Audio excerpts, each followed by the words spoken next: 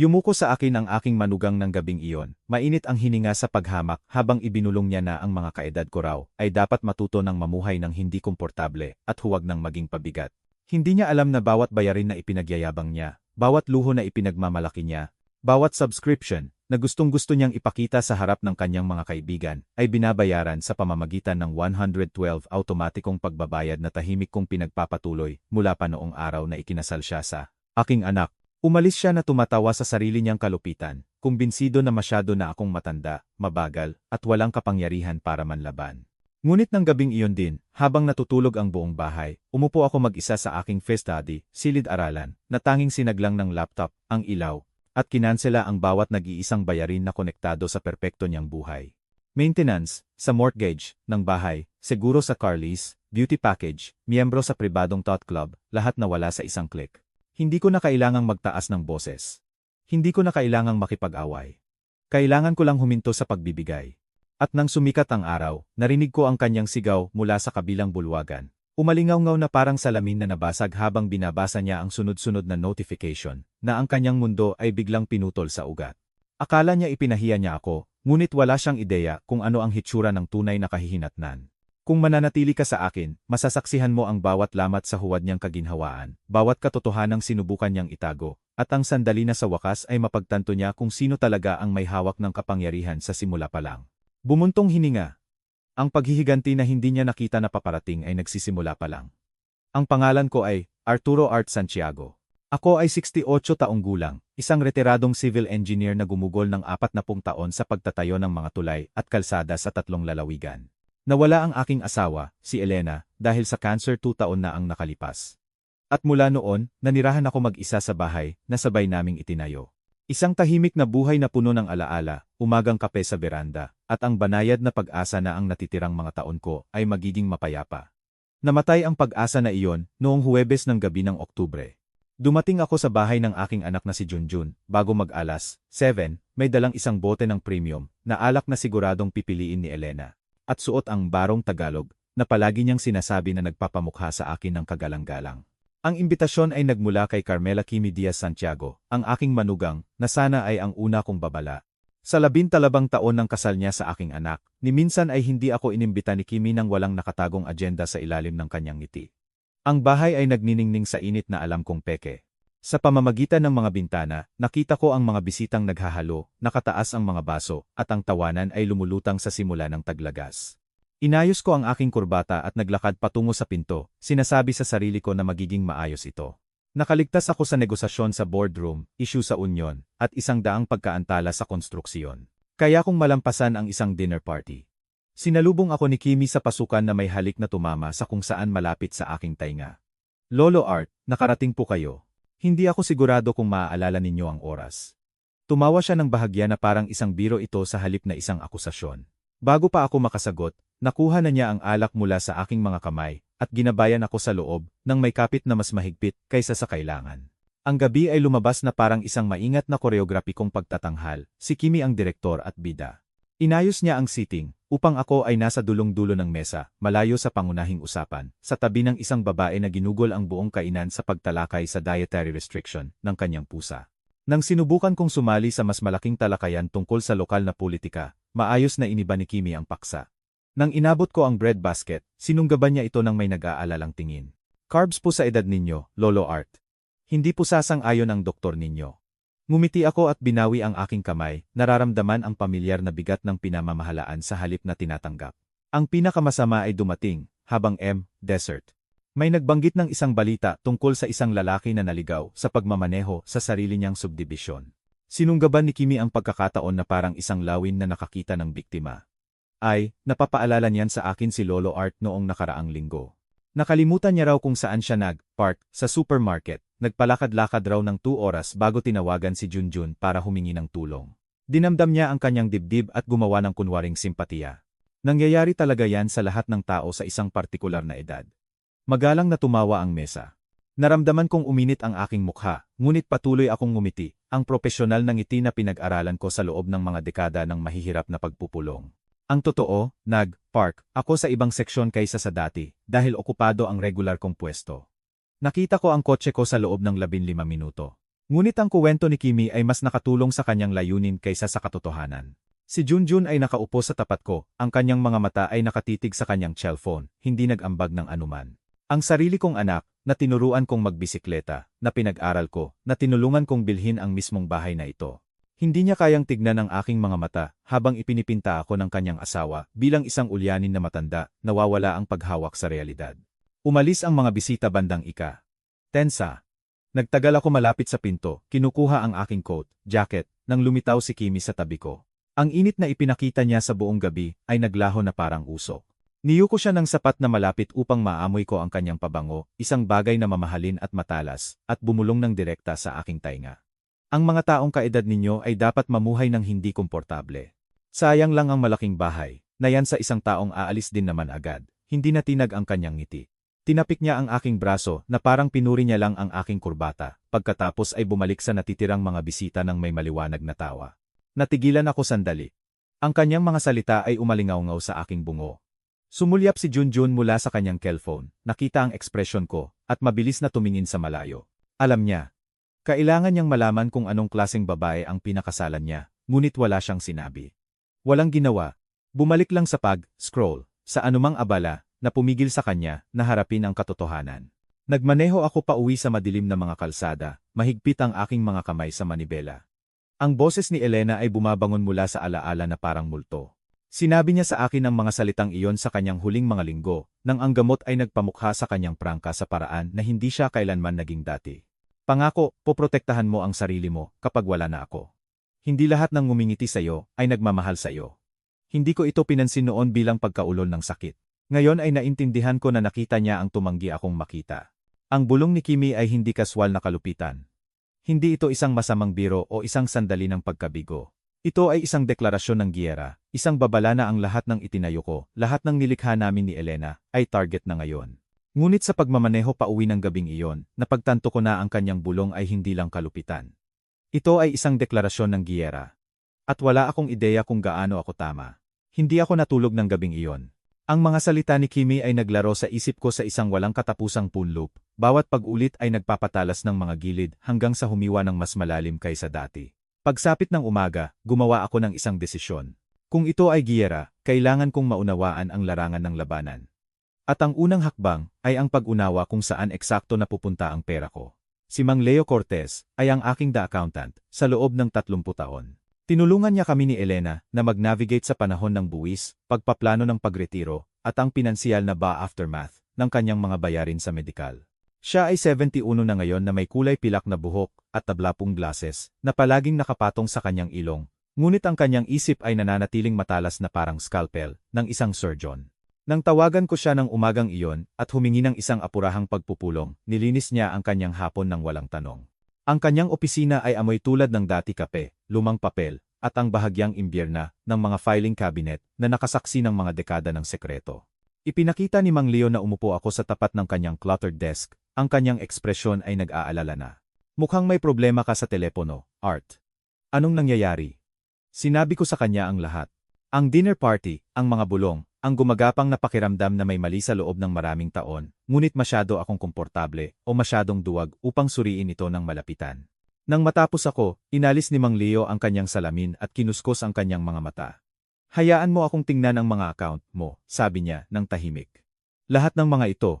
Ang sumunod ay isang edukasyon sa sarili kong pagkabulag. Gumalaw ang mga daliri ni Mang Leo sa kanyang keyboard at nagsimulang punan ng mga numero ang screen. Mga automatikong pagbabayad na pinahintulutan ko, ilang taon na ang nakalipas at nakalimutan, buwan ng singil na hindi ko kailanman kinuwestiyon, subscription, na hindi ko kinikilala. Nagprint siya ng pahina pagkatapos ng pahina at sabay namin itong ikinalat sa kanyang desk na parang ebidensiya sa isang crime scene. 112, sabi ni Mang Leo sa wakas, mabigat ang kanyang boses. 112 automatikong pagbabayad na konektado sa mga account nina Junjun at Kimi. Tinitigan ko ang mga papel, tuyo ang aking bibig. Hindi yan posible. Ngunit binabasa na ni Mang Leo ang listahan ng malakas. Spa membership sa isang lugar na tinatawag na Hacienda Wellness, 44 Bidesam buwan. Siguro para sa isang BMW na hindi ko kailanman minaneho.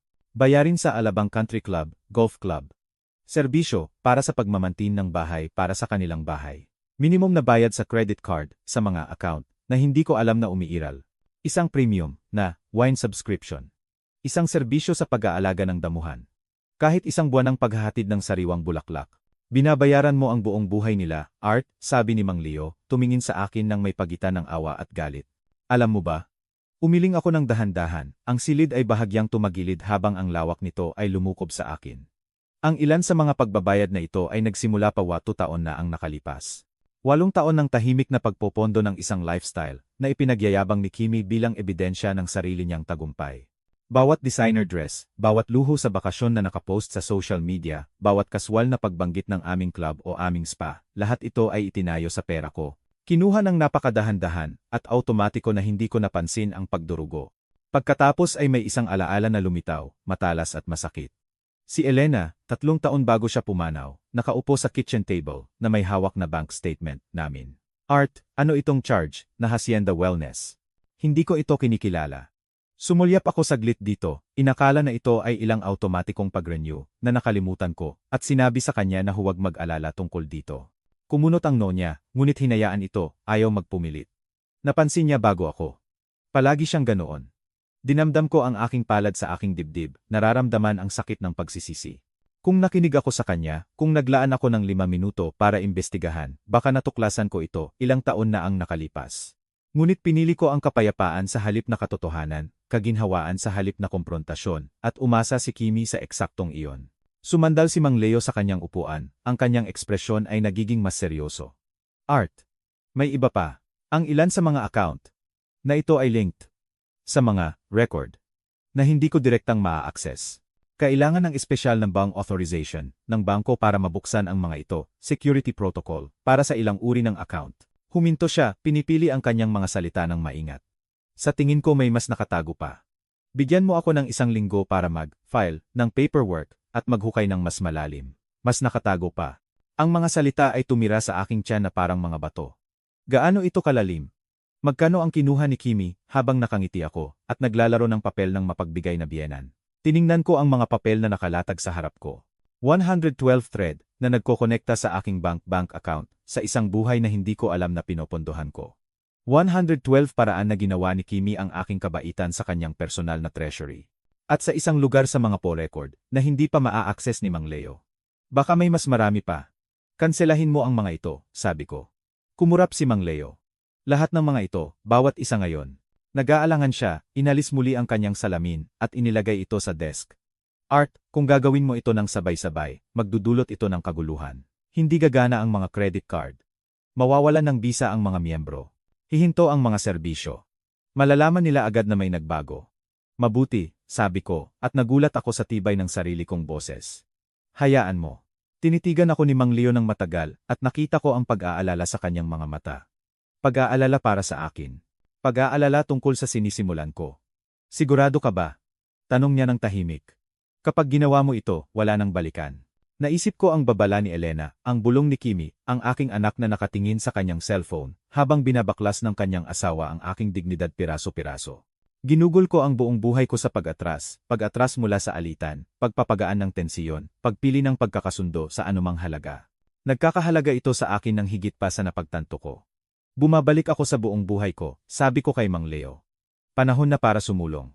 Naghintay ako hanggang hating gabi bago magsimula. Walang praktikal na dahilan para sa oras, na proseso na ni Mang Leo ang mga kahilingan sa pagkansela, sa pamamagitan ng kanyang sistema, at karamihan, ay magkakabisa sa loob ng 24 oras. Anuman ang oras na kumpirmahin ko ang mga ito.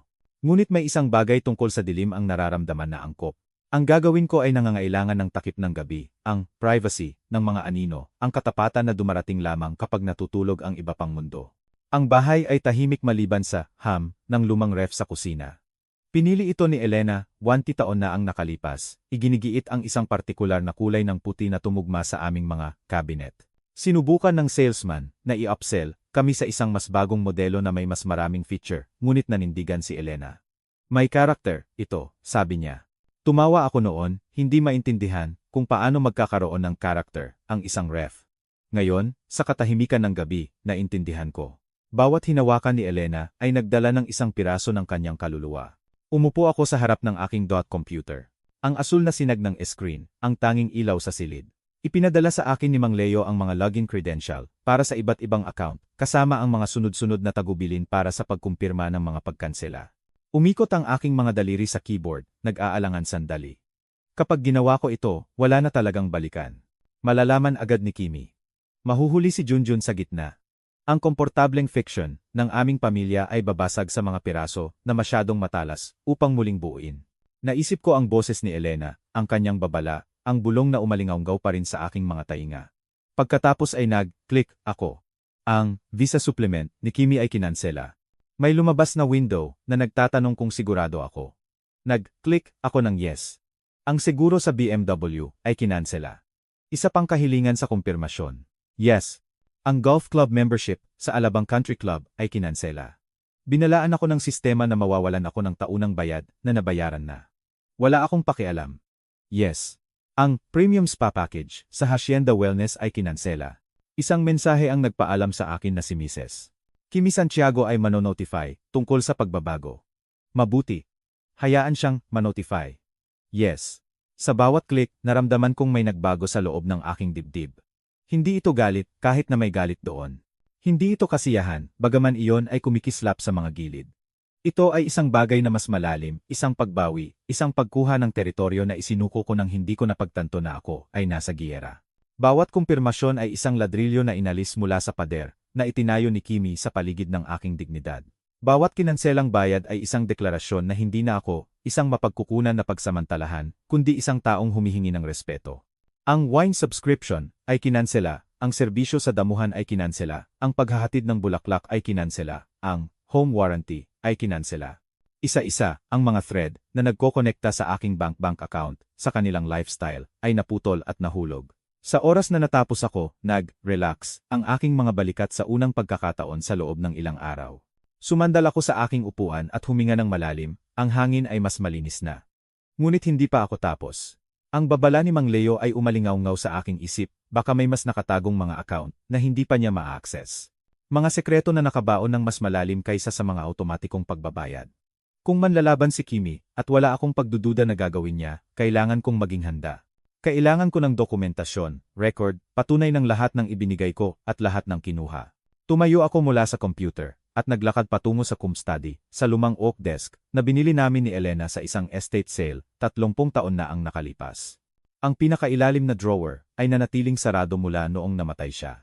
Hindi ko kayang buksan ito, alam kong naglalaman ito ng kanyang mga papel, lumang sulat, mga receipt, mula sa mga biyahe na ginawa namin. Ang maliit na, administrative debris, ng isang ibinahaging buhay. Ngunit ngayon kailangan ko ang mga record, na iyon.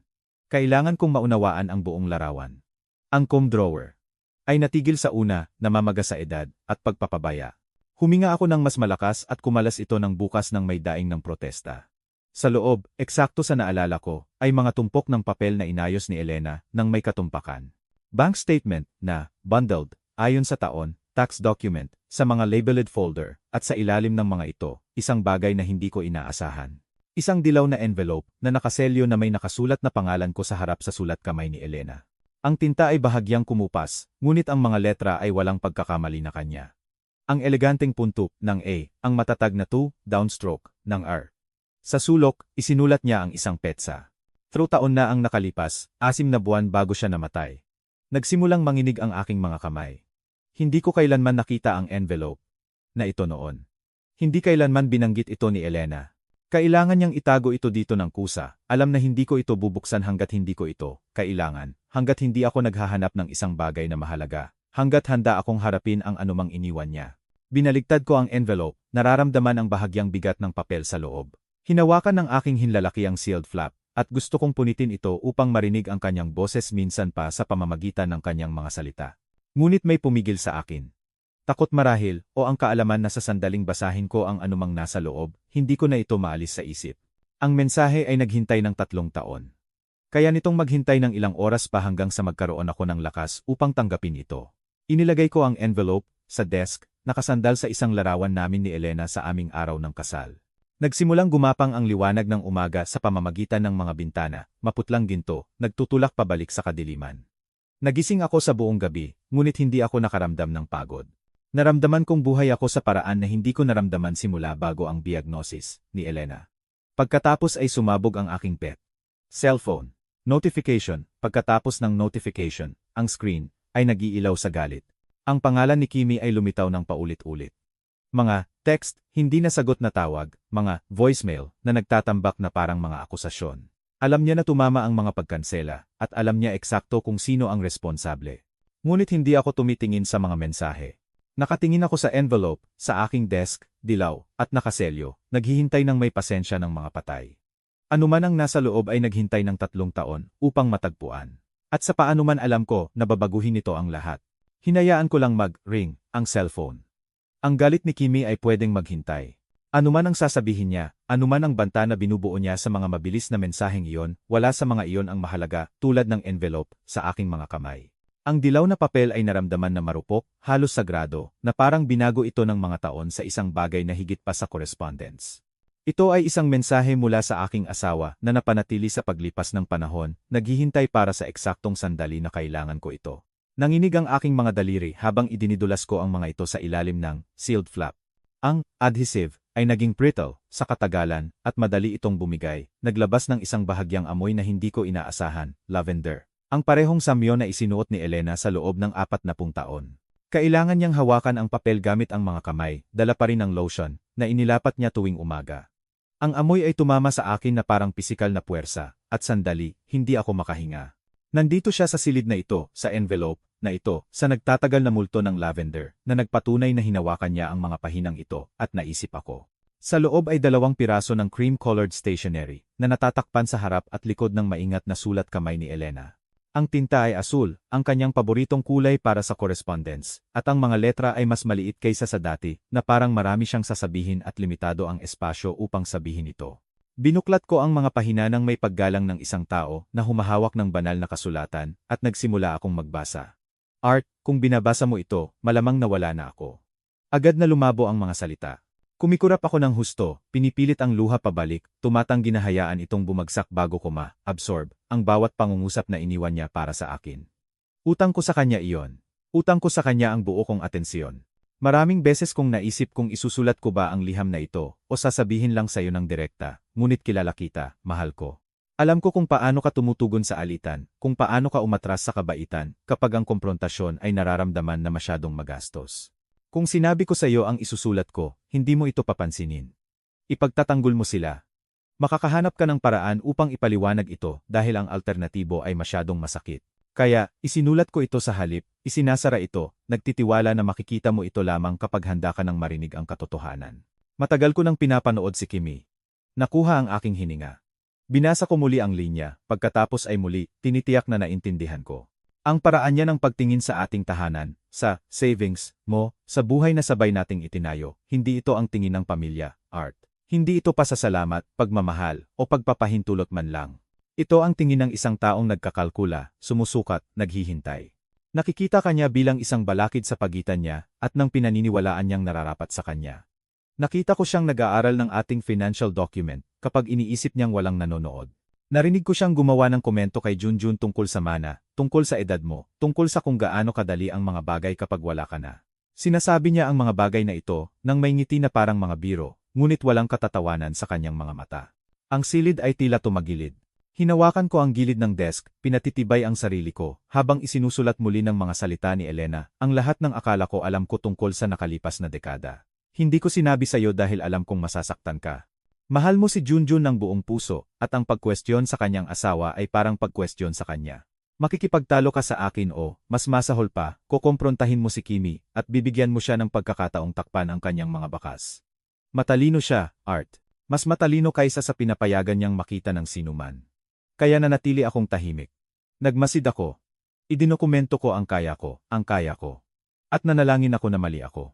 Na ang aking mga hinala ay ang paranoid imaginings ng isang may sakit na babae na kumakapit sa mga paliwanag, ngunit hindi ako nagkamali.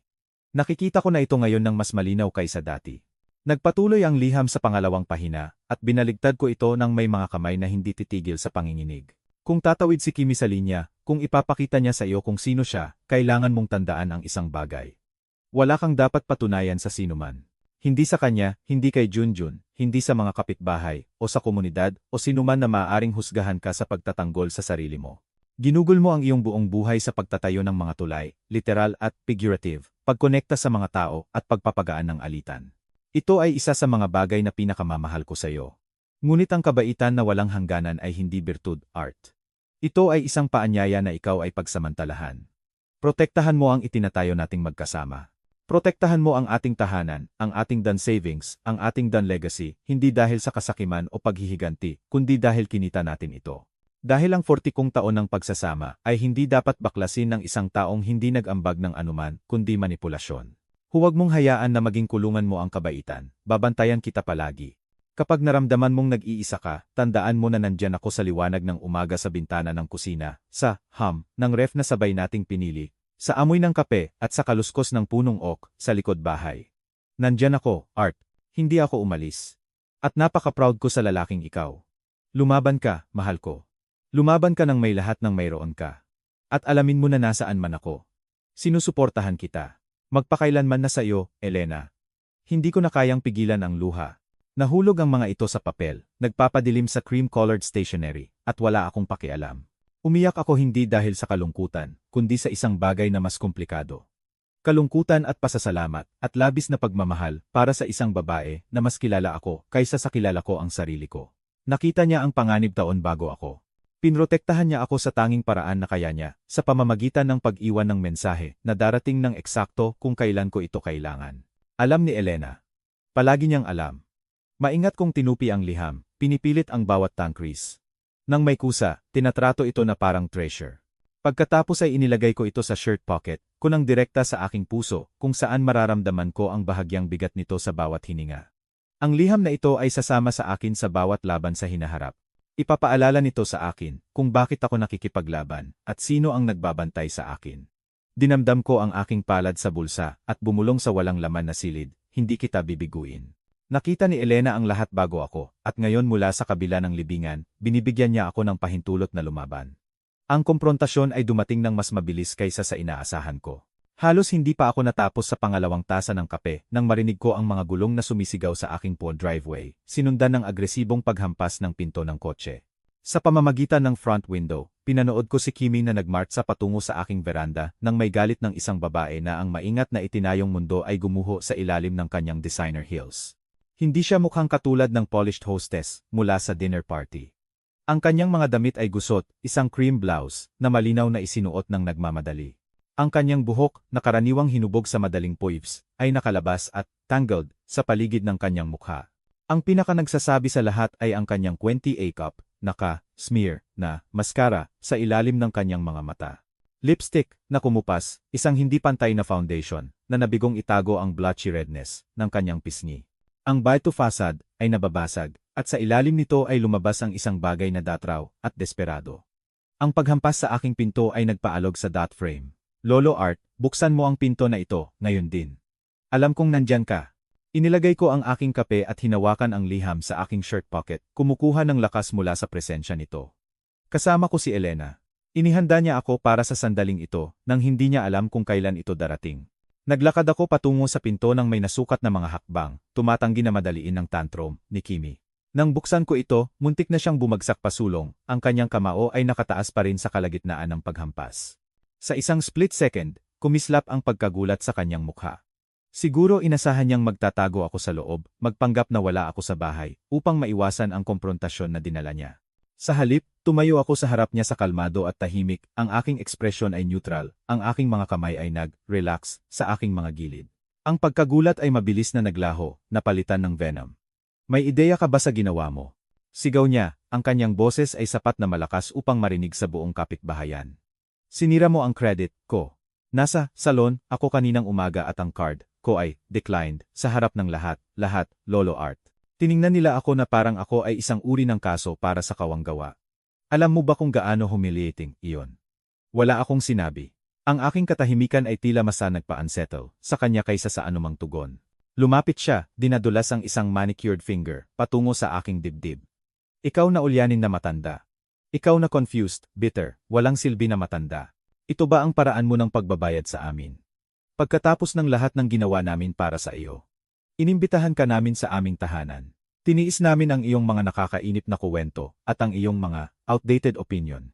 Pinayagan ka naming maramdaman na bahagi ng pamilya, kung kailan alam ng lahat na ikaw ay isang pabigat lamang na naghihintay na ideal.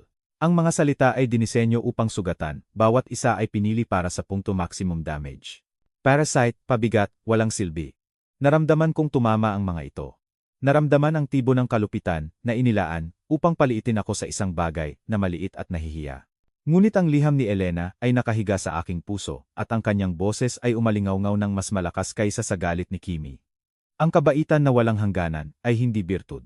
Ito ay isang paanyaya na ikaw ay pagsamantalahan. Lahat ng mayroon ka, sabi ko ng tahimik, ako ang nagbayad. Kumurap si Kimi, naguluhan sa aking kalmado. Ano? Ang spa membership, ang seguro sa BMW, ang bayarin sa golf club, ang wine subscription, ang mga bulaklak na inihahatid bawat linggo sa iyong pinto. Lahat ng ito ay pera ko, Kimi. Ang savings ko, ang choice ko na ibigay. Huminto ako, hinayaan ang mga salita na tumira, at ang choice ko na huminto. Ang kanyang mukha ay nagulo sa isang bagay sa pagitan ng shock at galit. Hindi niya inasahan na malalaman ko ang buong lawak nito. Umisip siya sa aking kamangmangan, sa komportableng pagkabulag ng isang nagluluksa na biyudo, masyadong magalang upang suriin ang kanyang bank statement. Ang pag-unawa na natuklasan ko ang kanyang scheme, na naintindihan ko eksakto kung ano ang ginagawa niya sa loob ng maraming taon, ay nagbago ng isang bagay sa kanyang ekspresyon. Ang desperasyon ay tumigas sa kasamaan. Sa tingin mo maniniwala ang sinuman sa iyo? Bulong niya. Isang confused, na matanda na naninirahan mag-isa, nakikipag-usap sa sarili, nakakalimutan kung saan niya pinarpark ang kanyang kotse. Sasabihin ko sa lahat na nawawalan ka ng isip. Magpapatingin ako sa mga doktor upang suriin ka at kumpirmahin ang pinaghihinalaan na ng lahat. Hindi ka competent, na pamahalaan ang sarili mong mga gawain, Lolo Art. Kailangan mo ng pangangasiwa. Kailangan mo ng isang tao na gumawa ng mga desisyon para sa iyo. Hinawakan ko ang kanyang tingin ng hindi kumikislap. Banta ba yan? Pangako yan. Ngumiti siya pagkatapos, isang malamig at kinakalkula ng ngiti na nagpakita ng predator sa ilalim ng magandang surface. Ipapahayag kitang incompetent. Kukunin ko ang bahay na yan, ang savings mo, lahat ng sa tingin mo ay sa iyo, at wala kang magagawa para pigilan ako. Sa oras na matapos ako, mabubulok ka sa ilang state-run facility habang nire-redecorate ko ang living room mo. Ang mga salita ay nakabitin sa hangin ng umaga, pangit at hindi maitatanggi. Sa wakas ay ipinakita sa akin ni Kimi eksakto kung sino siya, hindi sa pamamagitan ng mga bulong at banayad na kalupitan, kundi sa pamamagitan ng isang bukas na deklarasyon ng giyera. Nilayon niyang sirain ako, upang hubarin ang aking autonomy, at ang aking dignidad, upang kunin ang lahat ng itinayo namin ni Elena, at angkinin ito bilang kanya. Ang hindi niya napansin sa kanyang galit at pagmamataas ay ang matandang babae na nakatayo sa kabilang fence. Si Manang Elenita Lola Nita Garcia ay nakatira sa tabi ng pinto sa loob ng 15 taon. Siya ay 74, isang biyuda na tulad ko, kilala sa kanyang maselan na hardin at ang kanyang ugali ng paglalakad sa umaga kasama ang kanyang maliit na terrier. Sa sandaling ito, nakatayo siya malapit sa kanyang kwanta, mailbox, cellphone, na nakahawak ng kaswal sa kanyang kamay na parang nag-check ng mga mensahe. Ngunit nahuli ko ang dot angle ng aparato. Ang banayad na posisyon na naglalayo ng kamera ng direkta sa aking veranda. Hindi siya nag-check ng mga mensahe. Nagre-record siya. Nagtagpo ang aming mga mata ng sandali. Nagbigay si Lola Nita ng halos hindi nakikita na pagtango, pagkatapos ay ibinalik ang kanyang atensiyon sa kanyang cellphone. Pinapanatili ang ilusyon ng isang kapitbahay na nag-aasikaso ng sarili niyang negosyo. Nagpatuloy si Kimi sa kanyang tirade, walang kamalay-malay, sa saksi na nagdodokumento ng bawat salita. Nangako siyang sisirain ako upang gawin ang aking anak laban sa akin ng permanente, upang matiyak na gugugulin ko ang natitirang mga taon ko na nag-iisa at walang kapangyarihan. Ipininta niya ang matingkad na mga larawan ng aking hinaharap na kahihiyan, pinapaboran ang bawat banta na parang pinong alak. Ngunit hindi niya nakita si Lola Nita na nanonood, nagre-record, naghihintay, at nagsimula akong maunawaan na hindi ako nag-iisa sa laban, na ito, tulad ng pinaniniwalaan ko. Hindi pa tapos si Kimi. Ang kanyang paunang pagsabog ay talaro, at hindi kontrolado, ngunit ngayon pinanood ko ang kanyang composure, na nagsimulang muling mag-ayos. Pinapantay niya ang kanyang gusot na blouse, itinulak ang isang hibla ng buhok mula sa kanyang mukha, at nang magsalita siya muli, ang kanyang boses ay nagbago mula sa pagsigaw sa isang bagay na mas mapanganib, isang kalmado, nasukat na tamis na tumulo ng may bahagya na nakatagong venom. Alam mo, Lolo Art, nag-aalala na ako sa iyo sa loob ng ilang oras na ngayon, nakatira mag-isa sa malaking bahay na ito, walang sinuman na mag-check sa iyo, walang sinuman na tiyakin na umiinom ka ng gamot o kumakain ng maayos. Ikiling niya ang kanyang ulo ng may kunwaring pag-aalala. Kaya, Nakipag-ugnayan na ako kay Dr. Rafi Cruz. Siya ay isang specialist sa geriatric cognitive assessment. Napakarespetado sa field. Sumikip ang aking tiyan. Dr. Cruz. Mayroon siyang pangalan na handa. Isang tiyak na doktor na napili na. Hindi ito ang improvisation ng isang babae na nahuli na hindi handa ng mga kinanselang credit card. Ito ay paghahanda. Sumang-ayon siyang mag-schedule ng isang evaluation. Nagpatuloy si Kimi, lumalawak ang kanyang ngiti. Para lang tiyakin na kaya mo. Paring gumawa ng magagandang desisyon. Ito ay para sa sarili mong kaligtasan talaga. Matatandang nabubuhay mag-isa. Walang pamilya sa malapit para tumulong. Nangyayari ang mga aksidente. Ang mga stove ay naiwan na nakabukas, ang mga pinto ay naiwan na, unlocked, paggala-gala sa labas sa gitna ng gabi, nang hindi alam kung nasaan ka. Nagkibit balikat siya ng tat delicately. Gusto lang namin kayong protektahan mula sa sarili ninyo. Ang pag-unawa ay tumama sa akin ng may puwersa ng isang pisikal na suntok. Hindi ito, impulsive rage, sa mga declined credit card. Nagpaplano si Kimi nito sa loob ng maraming buwan, marahil taon. Ang mga komento sa hapunan tungkol sa aking nabibigong memorya, ang pabulong na insulto tungkol sa pamumuhay, ng hindi komportable, ang maingat na paglilinang ng isang narrative na nagpinta sa akin bilang confused at declining. Lahat ito ay Times groundwork asterisk. Inilatag niya ang pundasyon para sa eksaktong sandaling ito, nagtatayo ng isang kaso na magpapahintulot sa kanya na sunggaban ang kontrol ng aking buhay sa ilalim ng pagkukunwari ng pag-aalala. Ang insulto sa dinner party ay hindi ang simula ng kanyang kampanya. Ito ay ang endgame, ang panghuling provocation, na dinisenyo upang itulak ako sa isang reaksyon na maaari niyang ituro bilang ebidensya ng kawalang tatag, at naglaro ako ng direkta sa kanyang mga kamay sa pamamagitan ng pagkansela ng mga bayad. Sa likod ni Kimi, bumukas ang pinto ng kotse. Si Junjun ay lumabas ng dahan-dahan, ang kanyang mga balikat ay handshake, ang kanyang mga mata ay nakatitig sa lupa habang naglalakad siya patungo sa beranda. Mukha siyang pagod, madilim na bilog sa ilalim ng kanyang mga mata, ang kanyang panga ay masikip sa tensiyon. Kinuha niya ang kanyang puwesto sa tabi ng kanyang asawa nang hindi nagsasalita. Ang magandang asawa na nagpapanatili ng nagkakaisang front na hinihingi niya. Sumulyap si Kimi sa kanya ng may kasiyahan, pagkatapos ay bumalik sa akin. Sumasang-ayon si Junjun na kailangan ang evaluation na ito. Hindi ba, honey? Tumango si Junjun minsan, hindi pa rin nakikipagtagpo sa aking mga mata. Ito ang pinakamahusay, Dad, sabi niya, ang kanyang boses ay walang laman at rehearsed. Ngumiti si Kimi ng matagumpay at tumalikod upang maglakad pabalik patungo sa kotse, kumukuha na ng kanyang cellphone upang tumawag muli. Sa maikling sandaling iyon nang nakatalikod siya, sa wakas ay tumingin sa akin si Junjun. Ang kanyang ekspresyon ay hindi ang blangko na pagsunod na inaasahan ko. Ito ay masakit, halos desperado, puno ng isang bagay na hindi ko agad makilala. Pagkatapos ay binigkas niya ang dalawang salita, tahimik at mabilis, upang hindi makita ni Kimi, paumanhin. Bago ako makapag-react, nagdagdag siya ng 3 pa, ang kanyang mga labi ay halos hindi gumagalaw. Maiintindihan mo. Pagkatapos ay tumingin siya sa malayo, ang kanyang mukha ay naging neutral muli habang sumulyap si Kimi pabalik sa kanyang balikat. Sumunod siya sa kotse nang walang ibang salita, umakyat sa passenger seat, na parang isang taong inakay sa sarili niyang execution. Umandar ang makina at umalis sila, iniiwan akong nakatayo sa aking veranda na may mas maraming tanong kaysa sa mga sagot. Ano ang ibig sabihin ni Junjun? Ano ang maiintindihan ko? May nangyayari ba sa ilalim ng surface? Na hindi ko makita. Wala akong oras para pag-isipan ito. Inihayag ni Kimi ang kanyang strategy, at kailangan kong tumugon bago niya ito maisagawa. Pumasok ako agad, at tinawagan sina Atert. Ramon Mondeleon, ang lawyer, na inirekomenda ni Mang Leo para sa eksaktong ganitong uri ng sitwasyon. Sinagot niya sa pangalawang phone ring, ang kanyang boses ay magaspang ngunit alerto. Arturo Santiago. Sinabi sa akin ni Leo na baka tatawag ka. Anong nangyari? Ipinaliwanag ko ang lahat. Ang dinner party, ang mga kinanselang bayad, ang komprontasyon, at ang pinakamahalaga, ang pagbanggit ni Kimi kay Dr. Cruz, at ang cognitive evaluation. Nakikinig si Mon ng walang punt interruption, paminsan-minsan ay gumagawa ng maliliit na tunog ng pagkilala. Sinusubukan niyang magtatag ng incompetence. Bakit? Sabi niya nang matapos ako. Klasikong elder exploitation playbook. Kumuha ng isang friendly doctor na mag-sign off sa diminished capacity petition, ang korte para sa guardianship, at bigla niyang kinokontrol ang lahat. Ang iyong finance, ang iyong ari-arian, ang iyong mga desisyon sa medikal. Nakita ko na ito dati. Ano ang gagawin ko? Aalagaan natin siya. Mag-aayos ako para sa isang independent cognitive evaluation, sa isang neuropsychologist, na pinili namin isang taong walang koneksyon kay Kimi o sa kanyang compik doctor. Idodokumento namin ang lahat. Ang iyong mga pang-araw-araw na routine, ang iyong financial management, ang iyong kapasidad sa paggawa ng desisyon. Sa oras na mag-file siya ng anuman, magkakaroon kami ng isang airtight record na nagpapatunay na mas matalas ka kaysa sa karamihan ng mga tao na kalahati ng edad mo.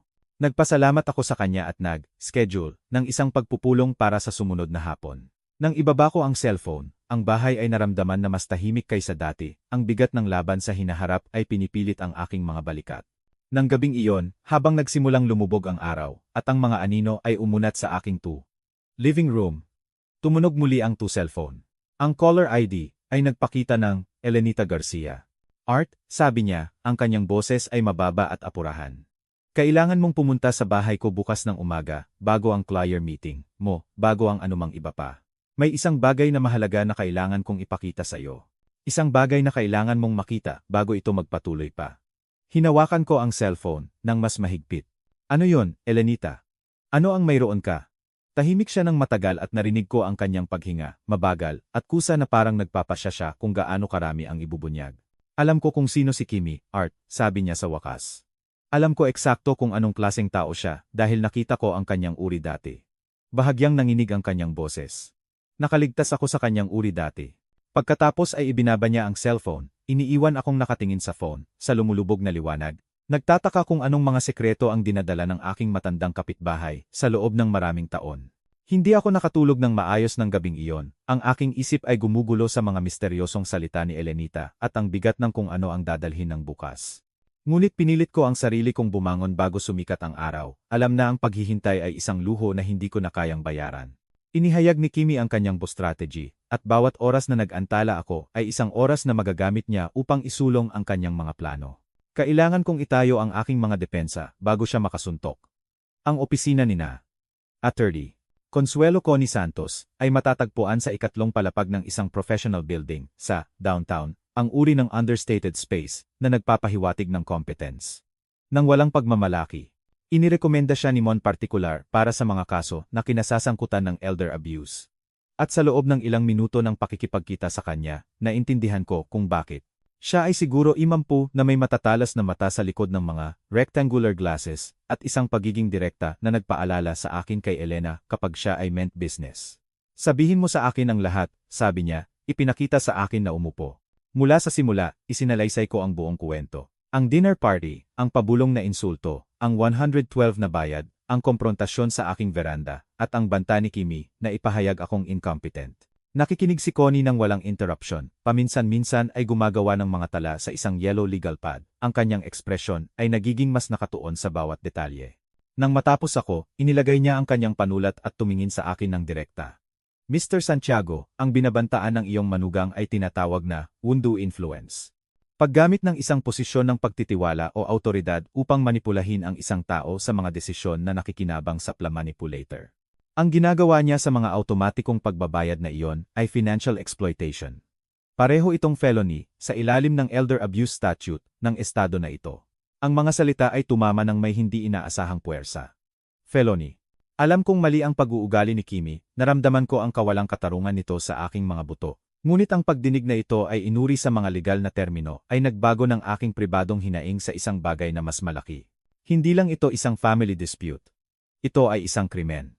Ito ang kailangan nating gawin, nagpatuloy si Connie, nakasandal pasulong. Susubukan ni Kimi na magtatag na wala kang mental na kapasidad upang pamahalaan ang sarili mong mga gawain. Gagamitin niya ang kamahan-pick doctor niya upang makabuo ng isang ulat na nagmumungkahi ng cognitive decline. Kailangan nating mauna sa kanya. Kinuha niya ang isang business card at inilagay ito sa buong desk. Dr. Sarah Lawson. Siya ay isa sa mga pinakamahusay na neuropsychologist sa rehiyon. Ganap na, independent, walang koneksyon sa sinuman na maaaring kilala ni Kimi. Gusto kong makita mo siya ngayon kung posible. Kailangan natin ng patunay sa opisyal na record na ganap kang competent. Kinuha ko ang card at tinawagan ang opisina ni Dr. Lawson mula sa lobby. Sa ilang maliit na himala, mayroon siyang cancellation ng hapong iyon. Ang evaluation ay tumagal ng 90 minuto. Si Dr. Lawson ay isang kalmado, methodical, na babae sa kanyang unang 60s na nagpaliwanag ng bawat pagsubok bago ito ibigay. Mga assessment sa memorya kung saan naalala ko ang mga listahan ng mga salita pagkatapos ng pagtaas ng interval, mga logic puzzle na nangangailangan ng pagkilala ng pattern. Mga problemang pang-matematika ng escalating complexity, mga tanong tungkol sa aking pang-araw-araw na routine at financial management, ang aking mga proseso sa paggawa ng desisyon. Hiningi niya akong gumuhit ng orasan na nagpapakita ng isang tiyak na oras upang bumilang pabalik mula 100 sa pamamagitan ng 7. Upang ipaliwanag ang mga pagkakatulad sa pagitan ng mga abstract concept. Sa pagtatapos, ang aking utak ay naramdaman na parang napiga, ngunit sinagot ko ang lahat ng walang pag-aalangan. Sinuri ni Dr.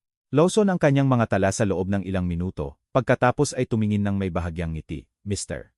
Santiago, ginagawa ko ito sa loob ng 30 taon. Mas matalas ka kaysa sa karamihan ng mga tao na kalahati ng edad mo. Walang cognitive impairment na naroroon. Napakahusay ng iyong memorya. Ang iyong reasoning ay tunog. At ang iyong kapasidad para sa independent decision-making ay ganap na buo.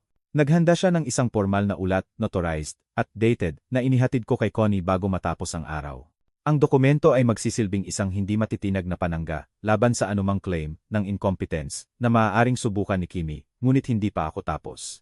Nang gabing iyon, nakaupo sa aking pong computer na may liham pa rin ni Elena sa aking bulsa, bumuo ako ng isang email kay Kimi. Walang mga banta, walang mga akusasyon, walang emosyonal na wika, tanging mga katotohanan. Inattach ko ang spreadsheet ni Mang Leo na naglilista ng lahat ng 112 automatikong pagbabayad na ginawa ko sa loob ng maraming taon, kumpleto sa mga petsa, halaga, at baht running total. Ang panghuling numero ay nakaupo sa ilalim ng dokumento na parang isang hatol. 3042,000. Nagdagdag ako ng isang linya sa ilalim ng attachment. Ito ay simula pa lang. Pagkatapos ay pinindot ko ang send. Ang tugon ni Kimi ay dumating sa loob ng isang oras. Ito ay mahaba, rambling, at defensive, isang matinding kaibahan sa kanyang karaniwang kinakalkula na composure. Inakusahan niya ako ng manipulasyon, ng paggawa ng pamilya laban sa isa't isa, ng pagiging impluensyado ng mga outsider na hindi nakakaintindi sa aming sitwasyon. Sinabi niya na ang mga bayad ay mga regalo, na inalok ko ang mga ito ng kusa, na hindi siya kailanman humingi ng anumang hindi ko malayang ibinigay. Nagpalipat-lipat ang mensahe sa pagitan ng self-justification at veiled threats, bawat talata ay sumasalungat sa huli. Binasa ko ito ng 2 beses, pagkatapos ay nasave ito sa isang folder na inutusan ako ni Connie na likhain. Bawat communication, mula sa puntong ito ay idodokumento, pananatilihin, idadagdag sa lumalaking record ng pag-uugali ni Kimi. Hindi pa niya napagtanto ito, ngunit ang kanyang panic response ay ebidensya patunay na ang power dynamic sa pagitan namin ay nagbabago. Natulog ako ng gabing iyon na nararamdaman ang isang bagay na hindi ko naramdaman sa loob ng maraming linggo.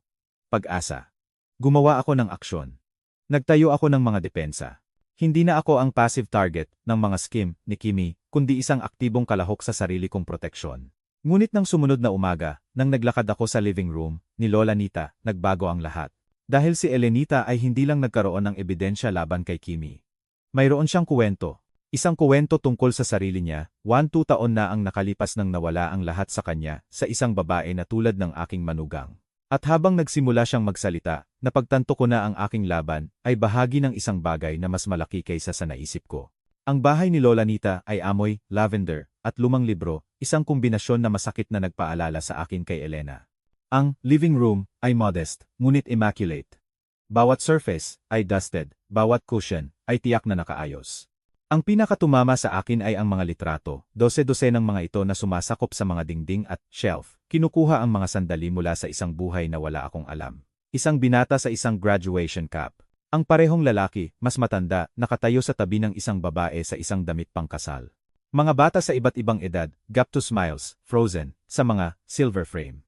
Isang pamilya na malinaw na minsan ay pinuno ang bahay na ito ng ingay at tawanan. Ngayon, si Elenita ay nakatira dito mag-isa, at habang nagbubuhos siya ng tsaa ng may nanginginig na mga kamay, nagsimula akong maunawaan kung bakit. Umupo ka, Art, sabi niya, ang kanyang boses ay matatag sa kabila ng bahagyang pagyanig sa kanyang mga daliri.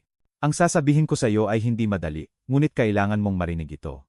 Umupo ako sa isang armchair, sa tapat niya, tinatanggap ang tasa ng tsaa na inalok niya. Ang tsina ay maselan, pininturahan ng mga kumupas na rosas, isang bagay na ipinasa sa pamamagitan ng henerasyon, pinaghihinalaan ko. Ibaba ni Elenita ang kanyang sarili sa sofa, nang may maingat na paggalaw ng isang tao na ang katawan ay nagsimula ng ipagkanulo siya. Bagaman ang kanyang mga mata ay nanatiling matalas at alerto, pinanood kita at si Kimi kahapon, nagsimula siya. Nakita ko ang lahat mula sa bakuran ko. Narinig ko rin ang lahat, hindi siya eksaktong tahimik. Isang manipis na ngiti ang tumawid sa kanyang mga labi bago kumupas. Nakilala ko ang bawat salita na sinabi niya, Art. Bawat kilos, ang mga akusasyon, ang mga banta, ang paraan niya ng paggawa sa sarili niya bilang biktima habang inaatake ka. Kinilala ko ang lahat ng iyon dahil narinig ko ang eksaktong mga salitang iyon noon, 12 taon na ang nakalipas. Huminto siya, inaabot ang sarili niyang tasa ng tsaa, ngunit hindi umiinom dito. Ang kanyang tingin ay lumutang sa isang litrato sa mantel. Ang binata sa graduation cap, mas matanda na ngayon, nakatayo na ang braso ay nakapulupot sa isang babae na may maitim na buhok. Iyan ang anak ko, si Thomas. At ang babaeng iyon sa tabi niya ay si Margaret, ang kanyang asawa. Tumigas ang boses ni Elenita, halos hindi napapansin. Siya ay charming, noong una silang nagkita, attentive, matamis, laging nagsasabi ng tamang mga bagay. Akala ko nakita ni Thomas ang kanyang perpektong match. Napakasaya ko para sa kanya. Inilagay niya ang tasa ng tsaa, ang kanyang mga kamay ay matatag na ngayon sa malamig na katumpakan ng isang tao na nagsasalaysay ng isang sugat na matagal ng scarred over. Nagsimula ito ng dahan-dahan. Nagsimulang pamahalaan ni Margaret ang kanilang finance, na tila makatwiran. Hindi kailanman naging magaling si Thomas sa pera. Pagkatapos ay nagsimula siyang pamahalaan ang kanyang schedule, nagpapasya kung sinong mga kaibigan ang maaari niyang makita, kung aling mga family event, ang sulit dumalo. Sa loob ng 2 taon, halos hindi ko na nakita ang sarili kong anak. Nang nakita ko siya, laging nandyan si Margaret, laging nanonood, laging nagmamaneho ng usapan. Nakikinig ako sa katahimikan, isang lumalaking takot ang tumira sa aking dibdib. Ang buo pattern na inilarawan niya ay hindi komportable na pamilyar. Pagkatapos ay bumaling siya sa akin. Bumaba ang boses ni Elenita. Maliliit na bagay sa simula, komento tungkol sa edad ko, sa memorya ko, sa kakayahan kong mamuhay mag-isa. Sinabi niya kay Thomas na nagiging confused, ako, na tinawag ko siyang kakaibang pangalan, na nakalimutan ko ang mga appointment at nagpagalagala sa kapitbahayan sa gabi. Wala sa mga iyon ang totoo, ngunit naniwala si Thomas sa kanya. Bakit hindi? Siya ang kanyang asawa. Nakilala niya ang aking mga mata ng direkta, at nakita ko ang sakit doon. Luma, malalim, hindi kailanman ganap na gumaling. Nakakita si Margaret ng isang doktor na handang pumirma ng mga papel, na nagsasabing peligro ako sa sarili ko. Cognitive decline, ang tawag nila rito. Maagang demensya, na nangangailangan ng supervised care. Ako ay committed, sa isang nursing facility, bago ko pa naintindihan kung ano ang nangyayari. Pumirma si Thomas sa mga papel. Ang sarili niyang ina, at pumirma siya sa mga papel. Ang mga salita ay nakabitin sa hangin, mabigat sa kalungkutan, at pagtataksil. Nawala ako ng 3 taon sa lugar na iyon, Art. 3 taon ng buhay ko na nakakulong habang ibinebenta ni Margaret ang bahay ko, inubos ang mga account ko, kinuha ang lahat ng itinayo ko sa loob ng isang buhay. Hindi kailanman bumisita si Thomas. Kinumbinsi siya ni Margaret na masyado na akong far gone upang makilala siya na ang pagkakita sa kanya ay magpapagalit lang sa akin. Gumugol ako ng 3 taon sa paghihintay sa isang anak na hindi kailanman dumating. Bahagyang nabasag ang kanyang boses. Ngunit pinatibay niya ang sarili sa isang hininga.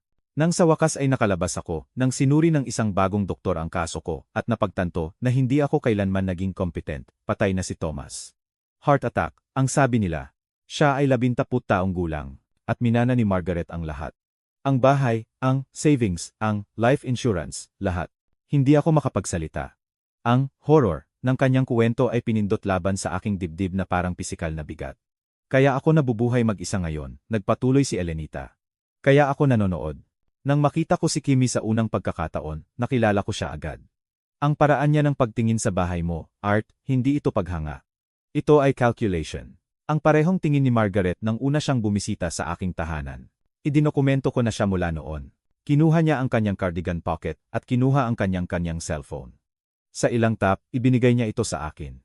Sa screen, ay isang video, malinaw, mahusay ang frame, kinukuha ang buong komprontasyon sa aking veranda. Ang sumisigaw na mukha ni Kimi, ang kanyang mga akusasyon, ang kanyang mga banta, bawat insulto na record, sa perpektong Dawn audio. Nag-iingat ako ng mga record, sa loob ng 2 taon, sabi ni Elenita. Mga litrato ng pagmamasid niya sa bahay mo, mga tala tungkol sa kanyang pag-uugali sa iyo sa mga gathering, sa kapitbahayan, at ngayon itong video. Dahil ang mga babae na tulad ni Kimi ay hindi nagsisimula sa kanilang panghuling biktima, Art. Nagpa-practice muna sila. Pinalalabas nila ang kanilang mga technique. Hindi ikaw ang kanyang unang pawn target. Ikaw lang ang kanyang pinakabago. Nakaabot siya at hinawakan ang aking kamay ng may nakakagulat na lakas. Ang kanyang manipis na mga daliri ay pinindot sa aking balat hanggang sa maramdaman ko ang mga buto sa ilalim. Ang video na ito ay ang kalasag mo, sabi niya ng tahimik. Poprotektahan ka nito sa korte. Ngunit ang sasabihin ko sa iyo sa susunod ay ang iyong espada. Dahil nagawa ko ang ilang research sa nakaraan ni Kimi, Art, at sa tingin ko, hindi nakaligtas ang kanyang unang biktima. Ang paghahayag ni Elenita tungkol sa nakaraan ni Kimi ay nagtagal sa aking isip habang nagmamaneho ako pauwi. Ang kanyang mga salita ay umalingaw-ngaw na parang isang babalang kampana na hindi titigil sa pag-ring. Ngunit bago ko maproseso ang sinabi niya, tumunog ang aking cellphone. Lumitaw ang pangalan ni Mang Leo Cortez sa screen, at ang isang bagay sa pagkaapura ng tawag, hindi siya kailanman tumawag, maliban kung ito ay mahalaga ay nagpaandar sa akin upang sagutin. Art, na, unlocked ko ang mga pinaghihigpitang bank record. Ang boses ni Mang Leo ay masikip. Ang propesyonal na kalmado na alam ko sa loob ng 30 taon ay napilitan sa kanyang mga limitasyon. Kailangan mong pumunta sa opisina ko ngayon kung kaya mo. Ano ang nakita mo? Isang mahabang paghinto. Nang magsalita siya muli, ang kanyang boses ay halos hindi isang bulong. Mas masahol pa sa inakala natin. Mas malala. Dumating ako sa opisina ni Mang Leo sa loob ng 20 minuto. Naghihintay siya sa pinto, maputla ang kanyang mukha, isang tumpok ng mga dokumento ang nakahawak sa kanyang mga kamay. Nang walang salita, inakay niya ako sa kanyang desk, at ikinalat ang mga papel sa buong surface, na parang ebidensya sa isang crime scene. Ang bigat ng kanyang ekspresyon ay nagsabi sa akin ng lahat ng kailangan kong malaman bago siya magsalita ng isang salita. 3 taon na ang nakalipas. Nagsimula si Mang Leo, itinuturo ang unang dokumento. May nagbukas ng isang credit card sa pangalan mo. Platinum Visa, mataas ang limit, tied, sa iyong Social Security number at address ng bahay. Ang kasalukuyang balanse ay 18,000. Tinitigan ko ang statement, ang sarili kong pangalan ay malinaw na naka-print sa itaas. Ang mga singil na nakalista sa ilalim nito ay banyaga sa akin. Mga luxury boutique, serbisyo sa spa, mga high-end restaurant. Wala akong kailanman binili, wala akong kailanman pinahintulutan. Hindi ako kailanman pumirma ng anuman para sa card na ito, sabi ko. Ang aking boses ay tila malayo sa sarili kong mga tainga. Hindi ko pa nga ito nakita. Alam ko. Ang panga ni Mang Leo ay humigpit. Dahil ang pirma mo ay huwad. Tingnan mo rito. Kinuha niya ang isang enlarged copy ng application form. Ang pirma sa ilalim ay kahawig ng sa akin sa unang tingin, ngunit mas pinag-aralan ko ito, mas lumitaw ang mga banayad na pagkakaiba, isang loop, na curve, sa maling direksyon, isang slant, na hindi tumutugma sa aking natural na kamay. May nagpractice ng pirma ko ng sapat upang lokohin ang isang bangko, ngunit hindi sapat upang lokohin ako. May iba pa, nagpatuloy si Mang Leo, mabigat ang kanyang boses. Inilagay niya ang isa pang dokumento sa buong desk. Isang utang sa kotse, a 45,000 para sa isang BMW, kinuha 18 buwan na ang nakalipas. Nasa pangalan mo rin, may huwad ding pirma. Ang hangin ay umalis sa aking baga. Hindi ako kailanman nagmaneho ng BMW sa buhay ko. Hindi ako kailanman tumapak sa isang luxury car dealership. Gayunpaman, ayon sa mga record na ito, pinondohan ko ang isang sasakyan na hindi ko kailanman nakita, hindi kailanman nahawakan, hindi kailanman alam na umiiral. Nasaan ang kotse na ito? Nagawa kong magtanong. Nakilala ako ni Mang Leo sa aking mga mata. Ayon sa pali, registration, naka-park, ito sa address ng anak mo sa loob ng 2 taon. Ang garahe, ni Junjun. Ang pagtataksil ay humiwa ng mas malalim kaysa sa inaasahan ko. Hindi dahil may kotse si Junjun halos maintindihan ko si Kimi na manipulahin siya sa iyon, kundi dahil nangangahulugan ito na nagpaplano siya nito sa loob ng maraming taon. Ang huwad na pirma, ang mapanlinlang na mga account, ang maingat na pagtatayo ng utang. Sa pangalan ko. Walang bahagi nito ang impulsive. Ito ay sistematiko, kinakalkula. Kongran. Isang pangmatagalang strategy upang i-drain ang aking finance at iposisyon ang sarili upang kunin ang kontrol ng lahat ng pag-aari ko. Tinawagan ko si Connie Santos mula sa opisina ni Mang Leo, inilagay siya sa speaker upang marinig namin pareho ang kanyang assessment. Nakikiling siya habang inilalakad siya ni Mang Leo sa pamamagitan ng dokumentasyon, paminsan-minsan ay nagtatanong ng matatalas tungkol sa mga petsa, halaga, at authorization procedure. Nang matapos siya, nagkaroon ng mahabang katahimikan. Hindi na lang ito exploitation, sabi ni Connie sa wakas, ang kanyang boses ay matigas sa kinokontrol na galit. Ito ay pandaraya, identity theft, forgery. Bawat huwad na pirma ay isang hiwalay na felony. Bawat unauthorized account na binuksan sa pangalan ni Art ay isa pang taunt charge. Hindi na tayo nag-uusap tungkol sa civil court, Art. Mayroon tayong sapat dito para sa criminal prosecution. Criminal prosecution. Ang mga salita ay nakabitin sa hangin, binabago ang lahat. Hindi na ito isang family dispute na malulutas sa pamamagitan ng hindi komportable na pag-uusap at legal na hangganan. Gumawa si Kimi ng mga krimen, seryosong krimen, ang uri na nagdadala ng mga sentensiya sa bilangguan. Nangako si Mang Leo na i-compile ang lahat sa isang comprehensive report para kay Connie. At nagmaneho ako pa uwi ng in a days. Ang araw ay lumulubog sa oras na pumasok ako sa aking Point Braveway. Ang langit ay streaked ng orange at purple, maganda sa paraan na nararamdaman na halos na po offensive dahil sa kapangitan na natuklasan ko. Nang gabing iyon, habang nakaupo ako sa aking phone living room, na nakatingin sa wala, tumunog muli ang aking phone cellphone. Lumitaw ang pangalan ni Junjun sa screen. Sandali, isinasaalang-alang ko na huwag sagutin. Hindi ko alam kung ano ang sasabihin sa aking anak. Hindi ko alam kung paano i-reconcile ang batang pinalaki ko sa lalaki na nagpahintulot na mangyari ito. Ngunit may nagpaandar sa akin na kunin. Dad, ang kanyang boses ay kakaiba, masikip, na may emosyon na hindi ko makilala. Kailangan kong tanungin ka ng isang bagay. Ano yon? Isang paghinto. Narinig ko siyang humihinga. Halos maramdaman ko ang kanyang pag-aalangan sa cellphone. Nag-iingat ka ba ng mga record? Ng lahat ng nangyayari. Ang tanong ay nahuli ako na hindi handa. Ito ay kakatwang tiyak, halos clinical. Hindi ang tanong ng isang anak na nag-aalala tungkol sa well-being ng kanyang ama, kundi isang bagay na ganap na iba. Isang bagay na tunog halos ma-verification. Oo, sabi ko ng dahan-dahan. Nag-iingat ako ng mga record. Isa pang mahabang katahimikan. Nang magsalita si Junjun, ang kanyang boses ay bumaba sa halos isang bulong.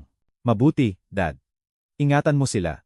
Panatilihin mo ang mga copy sa iba't ibang lugar at huwag kang magtitiwala sa sinuman sa kanila. Huminto siya at narinig ko siyang lumunok, hindi kahit ako. Bago ako makasagot, bago ko maitatanong kung ano ang ibig niyang sabihin, o bakit niya ako binabalaan tungkol sa sarili niya, namatay ang linya. Umupo ako doon na hawak ang cellphone. Ang mga salita ng aking anak ay umalingaw-ngaw sa katahimikan ng aking walang laman na bahay. Nagtataka kung anong mga sekreto ang dinadala niya, at bakit siya tila desperado para protektahan ko ang sarili ko mula sa lahat, kasama na siya. Ang misteryosong babala ni Junjun ay nagpabagabag sa akin sa loob ng maraming araw. Inulit ko ang kanyang mga salita nang walang katapusan, naghahanap ng kahulugan sa kakaibang pagkaapura ng kanyang boses. Ang desperasyon sa ilalim ng kanyang tagubilin na huwag magtiwala sa sinuman kahit ang sarili niya. May nangyayari sa ilalim ng surface ng alitang ito. Current, na hindi ko makita, ngunit maramdaman ang paghila sa lahat sa paligid ko. Tinawagan ako ni Connie 3 araw na ang nakalipas na may balita na nagbago ng pagkalito sa isang bagay na mas madilim. Gumagawa ako ng isang comprehensive background check kay Kimi. Nagsimula siya, ang kanyang tono ay ang maingat na neutralidad ng isang camp lawyer na naghahanda na maghatid ng mahirap na impormasyon. Standard procedure sa mga kaso na tulad nito. Kailangan nating maunawaan kung sino ang kinakaharap natin. Ngunit Art, ang nakita ko ay anumang bagay maliban sa standard. Hinawakan ko ang cellphone nang mas mahigpit. Ano ang ibig mong sabihin? May mga gap sa kanyang kasaysayan. Mga taon na hindi nagdaragdag. Ang mga employment record na nagtatapos sa wala. Address na hindi tumutugma sa anumang verifiable residence. Huminto si Connie. At may mga times record times na times seal times ng times court order asterisk. Nagtatrabaho ako sa pagkuha sa kanila na unseal, ngunit may nagpunta sa makabuluhang problema upang ilibing ang mga bahagi ng nakaraan ni Kimi. Ang paghahayag ay tumama na parang isang bato sa tahimik na tubig, ripple, na kumakalat palabas sa mga implikasyon na nagsisimula pa lang akong maintindihan. Ano pa, Art? Si Kimi ay kasal bago si Junjun. Alam mo ba iyon? Ang tanong ay huminto sa aking hininga. Sa talabang taon ng pagkakilala sa aking manugang, sa pamamagitan ng hindi mabilang na mga pantak, family dinner, at holiday gathering, ni minsan ay hindi niya binanggit ang isang nakaraang kasal. Hindi rin si Junjun. Inakala ko na tinatanggap ko ang isang babae na may malinis na slate, isang bagong simula sa aking anak. Nagkamali ako. Ang pangalan niya ay William Garrett, nagpatuloy si Connie. Siya ay 22 taon na mas matanda kaysa kay Kimi. Nagpakasal sila nang siya ay 24. Siya ay magiging 46. Namatay siya 3 taon na ang nakalipas sa kung ano ang opisyal na pinasiyahan bilang isang aksidente sa kotse. At hulaan ko, sabi ko, ang pattern ay nagkikristal ng may nakakasakit na kalinawan. Minana niya ang lahat. Ang bahay, ang savings, ang life insurance policy, lahat ng ito ay napunta kay Kimi bilang kanyang surviving spouse. Umalis siya na may halos kalahating $1,000,000. Ipinikit ko ang aking mga mata, nakikita ang mukha ni Elena sa aking isip. Naririnig ang babala ni Elenita tungkol sa mga babae na nagpa-practice sa mga naunang biktima bago i-target ang kanilang panghuling marka. Ginawa ito ni Kimi noon. Nagpakasal siya sa isang matandang lalaki, naghintay ng may pasensya, at lumabas na mayaman mula sa kanyang kamatayan. At ngayon nagpakasal siya sa anak ng isa pang matandang lalaki. Ipinosisyon ang sarili malapit sa isa pang kapalaran at sistematikong nagtatrabaho upang kunin ang kontrol. 2 araw na ang nakalipas, nasaksihan ko ang isang bagay na nagkumpirma sa mga alalahanin ni Connie sa paraan na walang dokumento ang kailanman magagawa. Ang Times Neighborhood Association Times ay nagdaos ng taon ng Times, Autumn Gathering Times sa Times Community Pavilion *. Isang kaswal na Times Affair Times na may Times Cider Times at Times Pastries *. Isang dahilan para sa mga kapitbahay na magkita bago ang taglamig, ay magtulak sa lahat sa loob ng bahay. Dumalo ako, bahagyang upang mapanatili ang normalcy, bahagyang dahil gusto kong obserbahan si Kimi sa isang social setting, ngayon na naintindihan ko kung sino siya talaga. Dumating siya ng huli, mukhang mas payat kaysa sa naalala ko ang kanyang mga galaw ay jerky, na may bahagya na nakakabit na tensyon. Ang composed hostess, mula sa dinner party, ni Junjun ay eroded, sa isang bagay na brittle. Isang taong ang maingat na itinayong pungto fasad, ay gumuho sa ilalim ng presyon na hindi niya inaasahan. Nagpaikot-ikot siya sa crowd nang may nakapirming ngiti, ngunit ang kanyang mga mata ay darted, palagi, scanning, para sa mga banta. Nangyari ito malapit sa refreshment table. Isang babae na nagngangalang Patricia, isang taong kilala ko lamang sa pagdaan, ay gumawa ng isang inosenteng komento tungkol sa family stress sa panahon ng mga pista opisyal. Lahat ay nakikitungo sa mahihirap na kamag-anak, sabi ni Patricia ng bahagya, inaabot ang isang cookie, bahagi lang iyan ng buhay. Ang reaksyon ni Kimi ay instantaneous at hindi proportionate. Ang kanyang ulo ay snapped, patungo kay Patricia, ang kanyang ekspresyon ay twisting, sa isang bagay na pangit at unguarded. Hindi ito ang una kong pagkakataon na makitungo sa mahihirap na pamilya. Tumigil siya, ang kanyang boses ay sapat na malakas, upang makakuha ng tingin mula sa kalapit na pag-uusap. Alam ko kung paano i-handle ang mga taong humahadlang sa akin. Ang pavilion ay naging tahimik. Isang dosenang mukha ang bumaling kay Kimi pagkalito, at alarma ang naghalo sa kanilang mga ekspresyon. Umalis si Patricia, malinaw na nagulat sa pagkapot bilang tugon sa kanyang walang pinsala na puna. Tila napagtanto ni Kimi ang kanyang pagkakamali halos agad. Ang mga mask ay nag-slide pabalik sa lugar, hindi perpekto, nagpapakita na ngayon ng mga crack, ngunit functional. Pinilit niya ang isang tawa na hindi nakakumbinsi sa sinuman. Ibig kong sabihin, family drama. Lahat ay mayroon nito, tama ba? Nag-gesture siya ng vaguely, sinusubukan na, i-dismiss. Ang sandali. Ang mga pista opisyal ay nagpa-stress lang sa akin. Tumango ang mga tao ng magalang at tumalikod, ngunit nakita ko ang mga sulyap na ipinagpalit nila. Nagbunyag si Kimi ng isang bagay na totoo sa unguarded moment, na iyon, isang bagay na hindi masabi. Alam niya kung paano i-handle ang mga taong humahadlang sa kanya. Ginawa niya ito noon, at ang lahat ng nakasaksi sa kanyang pagsabog ay maaalala. Nang gabing iyon, tumawag muli si Connie. Ang kanyang boses ay maingat na kontrolado, ang nasukat na tono ng isang taong naghahatid ng balita na nais niyang hindi niya gawin. Nahanap ko ang police report mula sa pagkamatay ni William Garrett. Sabi niya, ang aksidente ay nangyari sa isang rural highway, single vehicle, huli sa gabi. Ang paunang investigador na opisyal ay sumulat ng isang bagay sa kanyang mga tala na hindi kailanman sinundan. Ano ang isinulat niya? Nagbasa si Connie ng direkta mula sa dokumento. Ang mga pangyayari ay nangangailangan ng karagdagang pagtatanong. Ang pinsala sa sasakyan ay hindi naaayon sa nakasaad na accident narrative. Inirerekomenda ang karagdagang investigasyon, ngunit walang investigasyon ang nangyari. Sabi ko, alam na ang sagot. Isinara ang kaso 2 linggo na ang nakalipas. Walang paliwanag, walang follow-up, walang karagdagang pagtatanong ng anumang uri. Huminto si Connie. Art. May nagpaalis sa investigasyon na iyon. Isang taong may koneksyon o pera o pareho. At umalis si Kimi na may lahat ng pag-aari ni William Garrett. Umupo ako sa dilim ng aking pundal living room, matagal, matapos ang tawag, ang bigat ng kung ano ang natuklasan namin ay pinipilit sa aking dibdib. Ilan pa ang mayroon?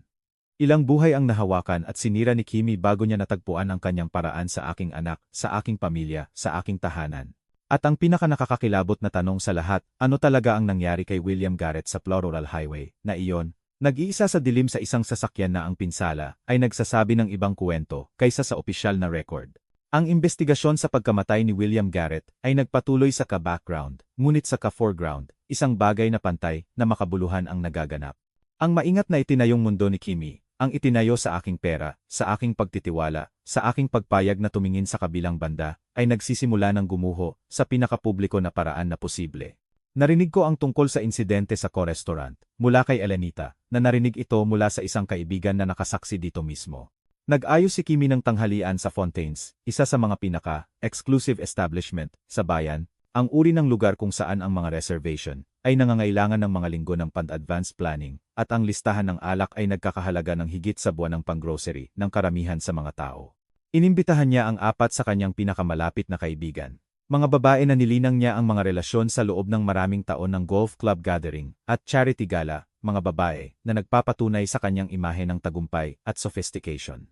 Ang pagkain ay nagpatuloy ng normal hanggang sa dumating ang check. Inabot ni Kimi ang kanyang kwanto. Wallet, nang may sinanay na kumpiyansa, gumagawa ng isang platinum card na laging gumana noon. Ang server ay bumalik sandali, ang ekspresyon ay maingat na neutral at bumulong na ang card ay declined. Tinawanan ito ni Kimi bilang isang technical error, ibinigay ang isang pangalawang card. Asterisk, declined asterisk. Isang pangatlong card, ang kanyang boses.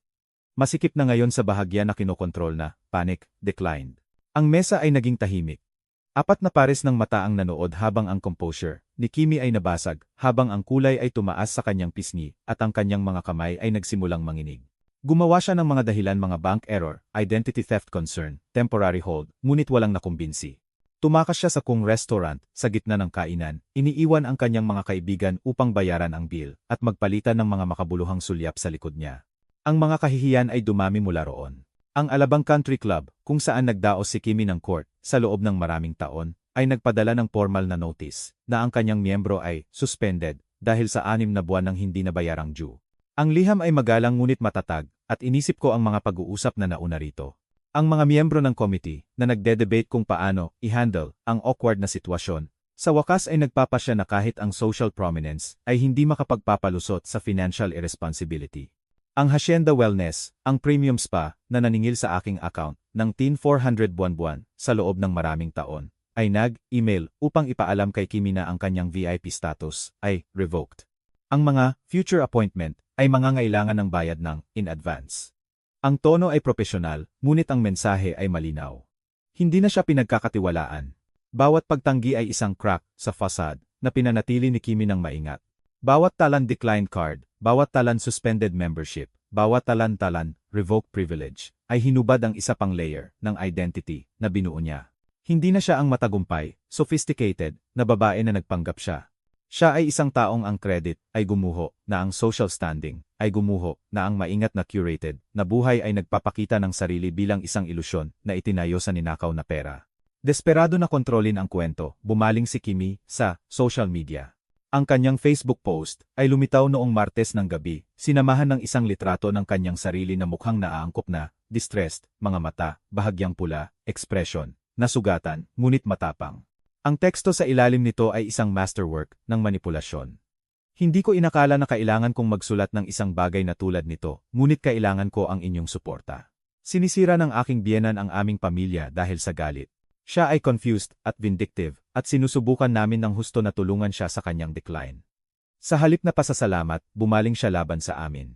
Kinansela niya ang financial support na umaasa kami, nagkalat ng kasinungalingan tungkol sa akin sa aming mga kapitbahay at sinubukan na gawin ang aming komunidad laban sa amin. Pakiusap panatilihin ang aming pamilya sa inyong mga isip sa mahirap na oras na ito. Ang tugon na natanggap niya ay hindi ang inaasahan niya. Nagsimulang lumitaw ang mga komento sa loob ng ilang minuto at hindi sila nag-alok ng simpatiya na hinanap ni Kimi. Ang mga kapitbahay na nakasaksi sa kanyang porch tirade ay nagbahagi ng sarili nilang mga account nang nakita at narinig nila. Ang mga kaibigan ko, mga tao na kilala ko sa loob ng mga dekada, ay ipinagtanggol ang aking character, at kinuwestiyon ang kanyang version ng mga pangyayari. May nag-post ng isang link sa isang video at nang nag-click ako dito, bumaba ang aking tiyan. Ito ay ang recording ni Elenita. Bawat salita ng komprontasyon ni Kimi sa aking veranda ay nakuha sa crystal clarity ang kanyang sumisigaw na akusasyon. Ang kanyang mga banta na ipahayag akong incompetent, ang kanyang mga pangako na kunin ang aking bahay, ang aking plus savings, lahat ng pag-aari ko. Ang video ay naglaro ng automatiko habang nag-scroll ang mga tao, at sa loob ng ilang oras ito ay naibahagi ng 12 ng beses sa buong lokal na community group. Ang mga komento ay naging vicious. Ang mga tao na minsan ay ngumiti sa mga charity event, ni Kimi ay tinawag siya ngayong manipulative, abusive, predatory. Ang mga dating kaibigan ay nag-distance sa sarili nila ng publiko, nag-post ng sarili nilang mga observation ng pag-uugali na napansin o pinalusot nila. Ang kuwento na sinubukan ni Kimi na kontrolin ay nakatakas sa kanya ng ganap at sinisira niya ito ng mas epektibo kaysa sa anumang legal na aksyon. Sa buong lahat ng ito, nanatiling tahimik si Junjun. Hindi siya nagkomento sa post ng kanyang asawa. Hindi niya ipinagtanggol ang kanyang version ng mga pangyayari. Hindi siya nakikipag-ugnayan sa alinman sa dose-dosenang mga tugon na nag-ipon sa ilalim ng kanyang desperadong pleya para sa suporta. Ang kanyang kawalan ay mas conspicuous kaysa sa anumang statement, isang asawa na hindi tatayo sa tabi ng kanyang asawa kapag kailangan niya siya. Huli ng gabing iyon, nag-buzz ang aking cellphone sa isang text message. Ang pangalan ni Junjun ay nagniningning sa screen at ang mensahe sa ibaba nito ay maikli at kakaiba. Dad, wag mong sagutin ang mga tawag ni Kimi bukas. Kahit anong sabihin niya, kahit gaano pa kaapurahan ang tunog, huwag mong sagutin. Magtiwala ka sa akin, tinitigan ko ang mga salitang iyon sa loob ng mahabang panahon, binabasa ang mga ito, nang paulit-ulit na parang ang pag-uulit ay maaaring magbunyelo ng kanilang nakatagong kahulugan. Ano ang nangyayari bukas? Ano ang alam ni Junjun na hindi ko alam? Bakit niya ako binabalaan na iwasan ang sarili niyang asawa? Halos hindi ako natulog ng gabing iyon. Sa loob ng ilang linggo, inakala ko na pinili ni Junjun si Kimi kaysa sa akin, na ang kanyang katahimikan ay kumakatawan sa pagsuko sa isang babae na kinokontrol siya sa pamamagitan ng takot at manipulasyon. Ngunit ang text message na iyon ay nagmungkahi ng isang bagay na ganap na iba. Hindi tahimik si Junjun dahil mahina siya. Tahimik siya dahil naghihintay siya, at anumang hinihintay niya ay malapit nang dumating. Ang katok ay dumating ng 7:00 ng umaga. Nagising ako sa loob ng ilang oras. Ang misteryosong text message ni Junjun ay nasusunog sa aking isip na parang isang baga na tumanggi na mamatay. Nang buksan ko ang pinto, halos hindi ko nakilala ang sarili kong anak. Si Junjun ay mukhang isang lalaki na hindi natulog sa loob ng maraming araw. Ang madilim na bilog ay carved hollows sa ilalim ng kanyang mga mata at ang kanyang balat ay kumuha ng isang grayish pore na nagsasalita ng pagkaubos na higit pa sa pisikal. Ang kanyang mga damit ay gusot, ang parehong shirt na isinuot niya sa huling pagkakataon na nakita ko siya, at ang kanyang mga kamay ay nanginginig sa kanyang mga gilid, na parang nagpupumilit na i-contain ang isang bagay na nagbabanta na masira ng libre. Tumayo siya sa aking veranda na parang multo ng tiwala na binata na pinalaki ko, nabawasan sa isang bagay na marupok at desperado, Dad. Ang kanyang boses ay nabasag sa iisang puntam syllable. Kailangan kong sabihin sa iyo ang isang bagay. Isang bagay na dapat ko nang sinabi sa iyo, ilang taon na ang nakalipas. Umalis ako at pinayagan siyang pumasok. Lumipat siya sa akin sa living room, pagkatapos ay huminto sa gitna ng espasyo na parang nakalimutan niya kung bakit siya dumating. Sa loob ng mahabang sandali, tumayo lang siya doon, nakatalikod sa akin, ang kanyang mga balikat ay tumataas at bumabagsak ng may hindi pantay na hininga. Nang sa wakas ay lumingon siya, nakita ko na ang kanyang mga mata ay pula. Hindi lang pagod, kundi, raw, sa luha, he had been fighting to contain. Alam ko, lumabas ang mga salita ng masikip, punit mula sa isang lugar na malalim. Alam ko ang lahat ng ginagawa niya sa iyo. Ang mga bayad, ang manipulasyon, ang paraan niya ng pagsasalita tungkol sa iyo, sa likod ng iyong likod. Alam ko sa loob ng maraming taon, Dad. Taon. Ang confession ay tumama sa akin na parang pisikal na suntok. Inabot ko ang braso ng pinakamalapit na upuan, pinag-aaralan ang sarili ko, habang ang mga implikasyon ay nagbaba sa aking isip. Alam ng aking anak. Sa lahat ng mga dinner party, kung saan ipinahiya ako ni Kimi. Sa lahat ng mga family gathering, kung saan ngumiti ako at nagpanggap na maayos ang lahat. Sa lahat ng mga taon ng tahimik na pagka-drain ng aking dahanan, savings, at ang aking dignidad, alam ni Junjun at wala siyang sinabi. Bakit? Ang tanong ay lumabas bilang halos isang bulong. Bakit hindi mo sinabi sa akin? Ang mukha ni Junjun ay nagulo sa paghihirap. Nagsimula siyang maglakad, ang kanyang mga galaw ay jerky at agitated. Ang mga kamay ay tumatakbo sa kanyang buhok, sa isang gesture na kinilala ko mula sa kanyang pagkabata. Ang parehong bagay na ginawa niya nang siya ay overwhelmed at hindi makahanap ng mga salita para sa kanyang damdamin. Binantaan niya ako, Dad, mula sa simula. Ginawa niyang malinaw kung ano ang mangyayari kung magsalita ako. Sinabi niya na kung sasabihin ko sa sinuman sa iyo, sa isang con lawyer, sinuman hihiwalayan niya ako at kukunin ang mga bata. Huminto siya sa paglalakad at hinarap ako ng direkta. Ang kanyang boses ay bumaba sa isang bagay na raw at nahihiya. Mayroon siyang mga recording ng mga pagtatalo na mayroon kami, mga bagay na sinabi ko noong galit ako, mga sandali kung kailan nawala ang temper ko, at sumigaw ng mga bagay na hindi ko ibig sabihin. Sinabi niya na gagamitin niya ang mga ito upang patunayan na hindi ako fit. Sinabi niya na sisiguraduhin niya na hindi ko na makikita ang mga anak ko. Ang larawan ay nagsimulang magbago, rearranging ang sarili sa isang bagay na mas komplikado kaysa sa simpleng pagtataksil. Naisip ko ang aking mga apo, si Mika, na may mga mata ni Elena, at si Paolo, na nagdadala ng aming linya ng pamilya. Naisip ko kung ano ang gagawin ko, kung anong mga haba ang pupuntahan ko, kung may nagbanta na kunin sila mula sa akin. Natrap niya ako, nagpatuloy si Junjun, nabasag ang kanyang boses. Sa bawat oras na naisip kong magsalita, naisip ko ang pagkawala sa kanila. Isipin mo ang ilang korte na nagpapasya na mapanganib ako batay sa mga recording, na minanipula niya, mga pagtatalo na pinukaw niya, lalo na upang i-document ang reaksyon ko. Alam niya eksakto kung ano ang ginagawa niya, Dad. Nagtayo siya ng isang kulungan sa paligid ko, at ginawa akong mag-isip na wala akong choice, kundi manatili sa loob. Inabot niya ang kanyang jacket pocket, at kinuha ang isang maliit na bagay, isang USB drive, ordinaryo sa hitsura, walang kabuluhan sa bawat paraan maliban sa kung ano ang nilalaman nito.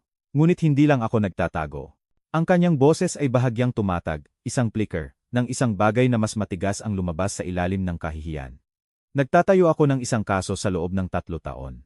Bawat oras na ipinagyayabang niya ang paggastos ng pera mo, na-save ko ang email. Bawat oras na binanggit niya ang account, na binuksan niya sa pangalan mo, kumuha ako ng screenshot. Bawat oras na binantaan niya ako, ni-record ko ito. Nang hindi niya alam na nakikinig ako. Dinamdam niya ang USB drive, sa aking palad, ang kanyang mga daliri ay malamig at nanginginig. Ito ang lahat. Bank statement, na akala niya ay, na-delete niya. Mga email, kung saan tumawa siya tungkol sa kung gaano kadali manloko. Mga recording, ng pag-amin niya na pinalsipika niya ang mga pirma mo. 3 taon ng ebidensya, Dad. Naghihintay ako, para sa tamang sandali. Naghihintay hanggang sa magkaroon ako ng sapat upang sirain siya ng ganap, sapat na hindi niya kayang ispin ang kanyang paraan palabas o gawin akong mukhang villain. Ang kanyang composure ay sa wakas ay nabasag. Ang luha ay dumaloy sa kanyang pisngi, at ang kanyang boses ay natunaw sa isang bagay na sirang at desperado. Naging duwag ako dahil hindi ako nagsalita ng mas maaga. Alam ko iyon. Pinanood ko siyang saktan ka sa loob ng maraming taon, at wala akong sinabi dahil natatakot akong mawala ang mga anak ko. Ngunit sinusubukan ko ring protektahan sila, at ikaw. Akala ko kung maaari lang akong magtipon ng sapat na ebidensya, kung maaari lang akong magtayo ng isang pang-airtight case, matatapos ko ito nang hindi nawawala ang lahat. Pinunasan niya ang kanyang mukha gamit ang likod ng kanyang kamay. Ang gesture ay heartbreakingly childlike. Paumanhin, Dad. Paumanhin. Tiningnan ko ang aking anak, ang batang ito na tinuruan kong magbisikleta. Ang binata na ito na pinanood kong nagtapos sa kolehiyo. Ang matanda na inakala kong iniwan ako sa isang predator, na pinili niya kaysa sa sarili niyang ama. Tiningnan ko siya at nakita ko hindi pagtataksil, kundi sakripisyo, hindi kahinaan, kundi isang iba't ibang uri ng lakas. Ang agonizing strength ng isang taong nakikipaglaban sa isang giyera na walang nakakakita. Tinawid ko ang distansya sa pagitan namin at niyakap siya. Bumagsak siya laban sa akin, umiiyak ng hayagan ngayon, mga taon ng suppressed guilt at takot sa wakas ay nabasag ng libre. Niyakap ko siya tulad ng ginawa ko nang siya ay bata pa na gumising mula sa bangungot at naintindihan ko sa wakas. Hindi pinili ni Junjun si Kimi kaysa sa akin. Nakikipaglaban siya para sa aming dalawa sa tanging paraan na alam niya, sa mga sandata na hinubog niya ng lihim habang nagpapanggap na natalo. Ang USB drive sa aking kamay ay hindi lang ebidensya. Ito ay 3 taon ng tahimik na paglaban. 3 taon ng isang anak na hindi kailanman tumigil sa pagmamahal sa kanyang ama. Ito ang lahat, sabi ni Junjun laban sa aking balikat, ang kanyang boses ay muffled, ngunit matatag na ngayon. Sapat na para tapusin siya. Niyakap ko ang aking anak ng mas mahigpit, at naramdaman ang liham ni Elena na pinipilit laban sa aking puso. 2 taon na nagmamahal sa akin ang nagpoprotekta sa akin sa mga paraan na hindi ko kailanman alam. At ngayon, sa wakas, maaari tayong lumaban ng magkasama. Ang pagpupulong sa conference room ni Connie ay naramdaman na parang ang culmination ng lahat ng nangyari mula noong dinner party na iyon ilang linggo na ang nakalipas. Si Junjun ay nakaupo sa tabi ko, maputla pa rin ngunit mas matatag na ngayon, ang bigat ng kanyang sekreto ay sa wakas ay naitaas. Sa tapat ng mesa, ikinalat ni Connie ang aming nakolekta na ebidensya na parang isang general, surveying, ang isang larangan ng labanan. Ang kanyang ekspresyon ay nagiging mas matindi sa bawat dokumento na sinuri niya. Ang video ni Lola Nita ay naglaro sa isang laptop screen. Ang sumisigaw na mukha ni Kimi, ang kanyang mga banta, ang kanyang mga pangako na sirain, ako ay nakuha sa puntaan, unforgiving clarity.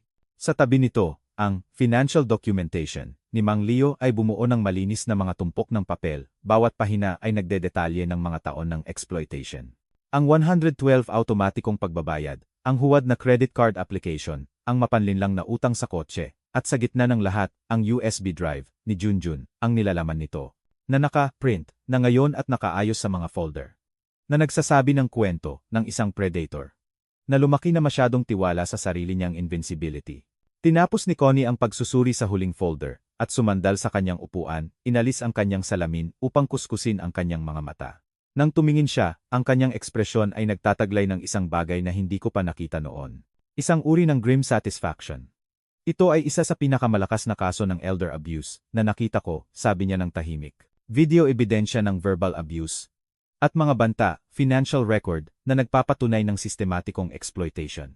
Sa loob ng maraming taon, na dokumento na pandaraya, *identity theft times, at times forgery *. Witness testimony, mula sa maraming source, at 3 taon ng sariling pag-amin ng perpetrator, na record, nang hindi niya alam. Umiling siya ng dahan-dahan. Art, mayroon tayong sapat dito para sa parehong civil at criminal charges. Hindi lang ito isang kaso na maaari nating manalo. Ito ay isang kaso na magdidikta kung paano i-prosecute ang elder abuse sa county na ito. Sumang-ayon ang korte. Sa loob ng 1 linggo, ang aming petition para sa criminal investigation ay tinanggap.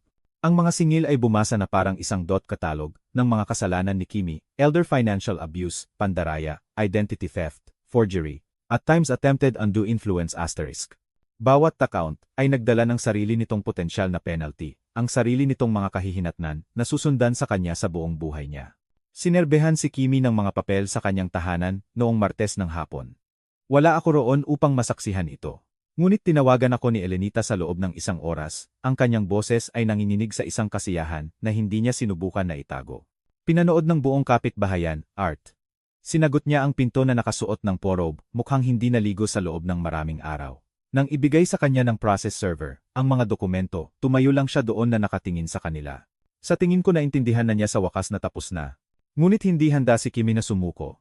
Sa loob ng ilang araw, kumuha siya ng isang bagong attorney, si Clap. Ricardo Ricky Ventura, isang pangalan na lumitaw sa mga legal circle na may uri ng reputasyon na nagmumungkahi ng mamahaling suit at na flexible ethics. Nakita ko siya sa unang pagkakataon sa isang preliminary hearing. Isang matangkad na lalaki na may kulay pilak na buhok at ang sinanay ng ngiti ng isang taong gumugol ng mga dekada sa pagkumbinsi sa mga jury na ang itim ay puti at ang mali ay tama. May isang bagay tungkol sa kanya ang tila pamilyar. Pinag-aralan ko ang kanyang mukha habang nakikipag-usap siya kay Kimmy, sinusubukang ilagay kung saan ko siya nakita noon. Hindi kami kailanman nagkita. Sigurado ako diyan. Gayunpaman, may isang bagay sa pagtatakda ng kanyang panga. Isang bagay sa paraan ng pagdadala niya sa sarili niya ang sa mga gilid ng aking memorya. Binanggit ko ito kay Connie pagkatapos, ngunit binaliwala niya ito bilang coincidence. Si Victor Hale ay madalas sa balita. High-profile case, celebrity client, siguro nakita mo lang ang mukha niya nang hindi mo napagtanto. Tinanggap ko ang kanyang paliwanan, bagaman ang pakiramdam ng pagkilala ay tumanggi na kumupas ng ganap. 3 araw na ang nakalipas, tinawagan ako ni Connie na may balita na nagbago ng lahat muli. Ang kanyang boses ay nagdala ng isang hindi pangkaraniwang tensiyon, isang maingat na kontrol na nagmumungkahi na pinoproseso niya ang isang bagay na hindi niya ganap na naintindihan. Nakakuha ako ng isang anonymous email, kaninang umaga, sabi niya. Walang return address, walang identifying information, routed, sa napakaraming server, na ang pagsubaybay dito ay halos imposible. Ngunit Art, ang nilalaman nito. Huminto siya at narinig ko siyang huminga. Ito ang orihinal na police report mula sa pagkamatay ni William Garrett, hindi ang sanitized version na napunta sa opisyal na file. Ang orihinal na may lahat ng note ng investigador na opisyal na intact. Humigpit ang aking hawak sa cellphone. Ano ang sinasabi nito? Lahat ng inalis ng malinis na version. Detalyadong mga observation tungkol sa accident scene. Mga tanong tungkol sa mga damage pattern sa sasakyan, mga tala tungkol sa pag-uugali ni Kimmy sa panahon ng pagtatanong inconsistencies sa kanyang kwento, mga detalye na nagbago sa pagitan ng mga interview, at isang rekomendasyon na underlined ng 2 beses na ang kaso ay i-refer sa mga detective para sa karagdagang investigasyon. Tumigas ang boses ni Connie. Ang rekomendasyon na iyon ay ignored. Isinara ang kaso. 2 linggo na ang nakalipas. At ang ulat na ito ay buried, nang napakalalim na hindi sana ito lumabas. Sino ang nagpadala nito sa iyo? Hindi ko alam. Ang email ay ganap na untraceable, ngunit kung sino man sila, may access sila sa mga dokumento na sana ay nawasak ilang taon na ang nakalipas. Alam nila ang mga bagay tungkol kay Kimmy na hindi pa namin natuklasan. Ang pagtanggi ng komunidad kay Kimmy ay naging ganap sa mga linggo mula nang mag-viral ang video. Ang mga dating kaibigan ay tumawid sa kalye upang iwasan siya. Ang charity board na pinaglingkuran niya ay tahimik na inalis ang kanyang pangalan mula sa kanilang mga roster. Tumigil ang pagdating ng mga imbitasyon. Ang maingat na itinayong social world, na binuo niya sa loob ng maraming taon ng manipulasyon at pagganap, ay gumuho sa paghihiwalay at mga bulong, ngunit wala sa mga iyon ang nagpaliwanag kung sino ang nagpapadala ng anonymous na ebidensya. Wala sa mga iyon ang nagpaliwanag kung paano nakakuha ang isang tao ng police report na sana ay na-erase mula sa pag-iral. Pinag-aralan ni Connie ang printed document. Sa loob ng mahabang panahon, ang kanyang noo ay furrowed sa konsentrasyon. Nang sa wakas ay tumingin siya sa akin, ang kanyang ekspresyon ay hindi nababasa. Isang halo ng pagkalito, pag-aalala, at isang bagay na maaaring paggalang para sa sinuman na nag-oorkestra nito mula sa mga anino. Art, may iba pa na gustong i-expose, si Kimmy. Isang taong nakakaalam ng kanyang mga sekreto, na nanonood sa kanya, na nag-iingat ng ebidensya, na nakalimutan ng lahat na umiiral. Inilagay niya ang mga papel at nakilala ang aking mga mata ng direkta. At kung sino man sila, mas matagal silang naghihintay kaysa sayo. Ang tanong kung sino ang tumutulong sa amin, mula sa mga anino, ay nanatiling hindi nasasagot habang dumating ang araw ng preliminary hearing. Nagbihis ako ng pinakamahusay kong suit. Nang umagang iyon, ang kulay abo na pinili ni Elena para sa aming 40th anniversary. At nagmaneho sa courthouse, na may kakaibang kalmado ng isang lalaki na nakaligtas na sa pinakamasama, at ngayon ay naghihintay lamang para sa hustisya na kumpirmahin ang alam na niya. Ang courtroom ay mas masikip kaysa sa inaasahan ko. Kumalat ang balita sa buong komunidad, at ang maaaring maging isang pag-routine hearing ay nagbago sa isang bagay na papalapit sa spectacle. Pinuno ng mga kapitbahay ang mga gallery bench, ang kanilang mga mukha ay pamilyar mula sa mga taon ng block party at holiday gathering. Ang mga dating kaibigan ni Kimmy ay nakaupo sa mga cluster. Ang kanilang mga ekspresyon ay isang halo ng morbid curiosity, at ang partikular na kasiyahan na nagmumula sa panonood ng isang taong bumabagsak mula sa grace. Sa likod na patrow, nakita ko ang dalawang reporter, na may mga notebook, na bukas sa kanilang mga kandungan, mga panulat na handa upang kunin ang anumang kontrama, na lumabas. Nakaupo si Kimmy sa defendant's table, at ang pagbabago sa kanyang hitsura ay nagulat sa akin. Sa kabila ng lahat ng alam ko, ang polished, commanding, na babae, na bumulong ng mga banta sa aking veranda, ay napalitan ng isang taong diminished, halos marupok. Nawalan siya ng timbang, masyadong marami ng masyadong mabilis. At ang kanyang mga designer clothes, ay nakalabas sa kanyang pata, frame, na parang mga costume, mula sa isang buhay na hindi na niya tinitirhan. Ang kanyang buhok, minsan ay hinubog sa madaling dot waves, ay nakahiga na dot flat, at dull, laban sa kanyang mga balikat. Nakatingin siya ng diretso sa isang nakapirming ekspresyon ng isang taong desperadong sinusubukan, na huwag kilalanin ang 12-dosenang mga mata na bumabato sa kanyang likod. Sa tabi niya nakaupo si Groomman Ater. Ricardo Ricky Ventura, ang kanyang gruma posture, ay relax, ang kanyang mamahaling gruma suit, ay immaculate. Habang si Kimmy ay nag-radiate, ng bahagya na nakakabit na panic, ang kanyang attorney, ay nagproyekto ng isang halos unsettling, na kalmado, detached, observant, na parang pinapanood niya ang mga paglilitis, mula sa isang malaking distansya sa halip na makilahok sa kanila.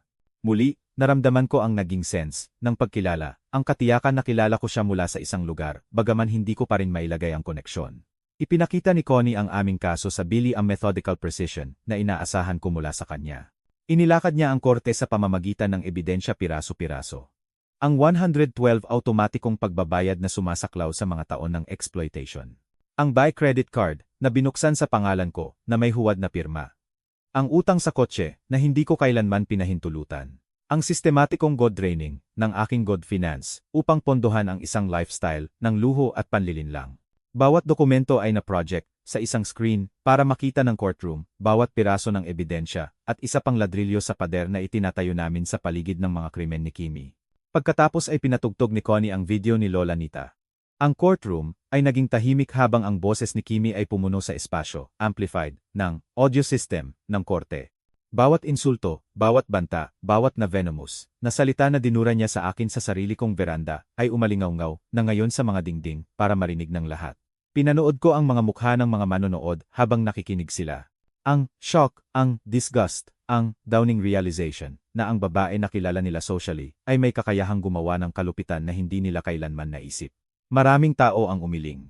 Isang babae ang tumakip sa kanyang bibig gamit ang kanyang kamay. Nang matapos ang video, ang katahimikan ay umunat sa loob ng ilang mahabang segundo, bago tahimik na hiniling ni Connie na tanggapin ito sa ebidensya. Sa buong lahat ng ito, ang depensa ni Attorney Ventura ay nakakagulat na mahina. Nagtaas siya ng mga technical objection, mga challenge, sa chain of custody para sa ilang dokumento, mga tanong tungkol sa mga batas sa pahintulot, sa recording. Ngunit ang kanyang mga argumento ay kulang sa conviction. Hindi siya nagtanong ng agresibo. Hindi niya sinubukan na i-discredit ang mga saksi o i-poke hole sa ebidensya. Ito ay na parang dumadaan siya sa mga galaw ng isang depensa nang walang anumang tunay na intensyon na i-mount. Ang isa ginagawa ang papel ng isang attorney. Nang walang investing, sa resulta, pinanood ko siya ng maingat, sinusubukang maunawahan kung ano ang nakikita ko. Ang isang pan-lawyer, ng kanyang reputasyon ay hindi tumatanggap ng mga kaso na nilayon niyang mawala. Gayunpaman ang lahat tungkol sa kanyang pag-uugali ay nagmumungkahi ng isang lalaki na sumuko na, o mas masahol pa, isang lalaki na gustong mabigo ang kanyang client. Ang judge, isang stern, na babae sa kanyang 60s, na may kulay pilak na buhok at mga mata na walang miss, ay nakinig sa ebidensya na may isang ekspresyon na lumaki ng lalong o severe. Umupo ako sa bench, na ito sa loob ng 20 taon, sabi niya, ang kanyang boses ay nagdadala ng bigat ng karanasan. Sa oras na iyon, nakita ko ang maraming kaso ng financial exploitation, ng elder abuse, ng mga miyembro ng pamilya na sinasamantala ang mga nagtiwala sa kanila. Ngunit bihira akong nakakita ng isang kaso na kasing linaw nito. Ang ebidensya na ipinakita ngayon ay nagpinta ng isang larawan ng sistematiko, sinadya, at kinakalkula na pang-aabuso ng isang matandang biktima ng isang taong dapat sana ay bahagi ng kanyang pamilya. Kumislap si Kimi nang makita ang mga salita. Ang ekspresyon ni Attorney Ventura ay nanatiling hindi nagbabago. Pagkatapos ay tumayo ang prosecutor. Mula sa kanyang mesa. Siya ay isang mas bata na babae, seryoso at nakatuon, na nagmamasid sa mga paglilitis ng may intensity ng isang taong may hawak na mga card na hindi pa niya nilalaro. Your Honor, bago kami magpatuloy pa, nais ng state na ipakilala ang karagdagang ebidensya. Ebidensya na kamakailan ay dumating sa aming atensyon na nagmumungkahi na si Mrs. Santiago ay may pattern ng pag-target sa mga matatandang biktima. Huminto siya, hinayaan ang mga salita na tumira sa buong courtroom, at ebidensya na nagmumungkahi na ang kanyang nakaraang biktima ay maaaring hindi nakaligtas. Ang courtroom ay sumabog sa mga bulong. Ang mukha ni Kimi ay drained. Nang kaunting kulay na natitira, ang kanyang composure ay sa wakas ay nabasag sa hubad na takot. Bumaling siya kay Attorney Ventura, ang kanyang bibig ay bumubuo ng mga salita. Hindi ko siya marinig, ang kanyang mga kamay ay humawak sa kanyang braso ng may desperadong intensity, ngunit ang reaksyon ni Attorney Ventura ang nakakuha ng aking atensyon at hinawakan ito. Hindi siya mukhang nagulat sa anunsyo ng prosecutor. Hindi siya mukhang nag-aalala para sa kanyang client o nababahala sa bagong pag-unlad na ito.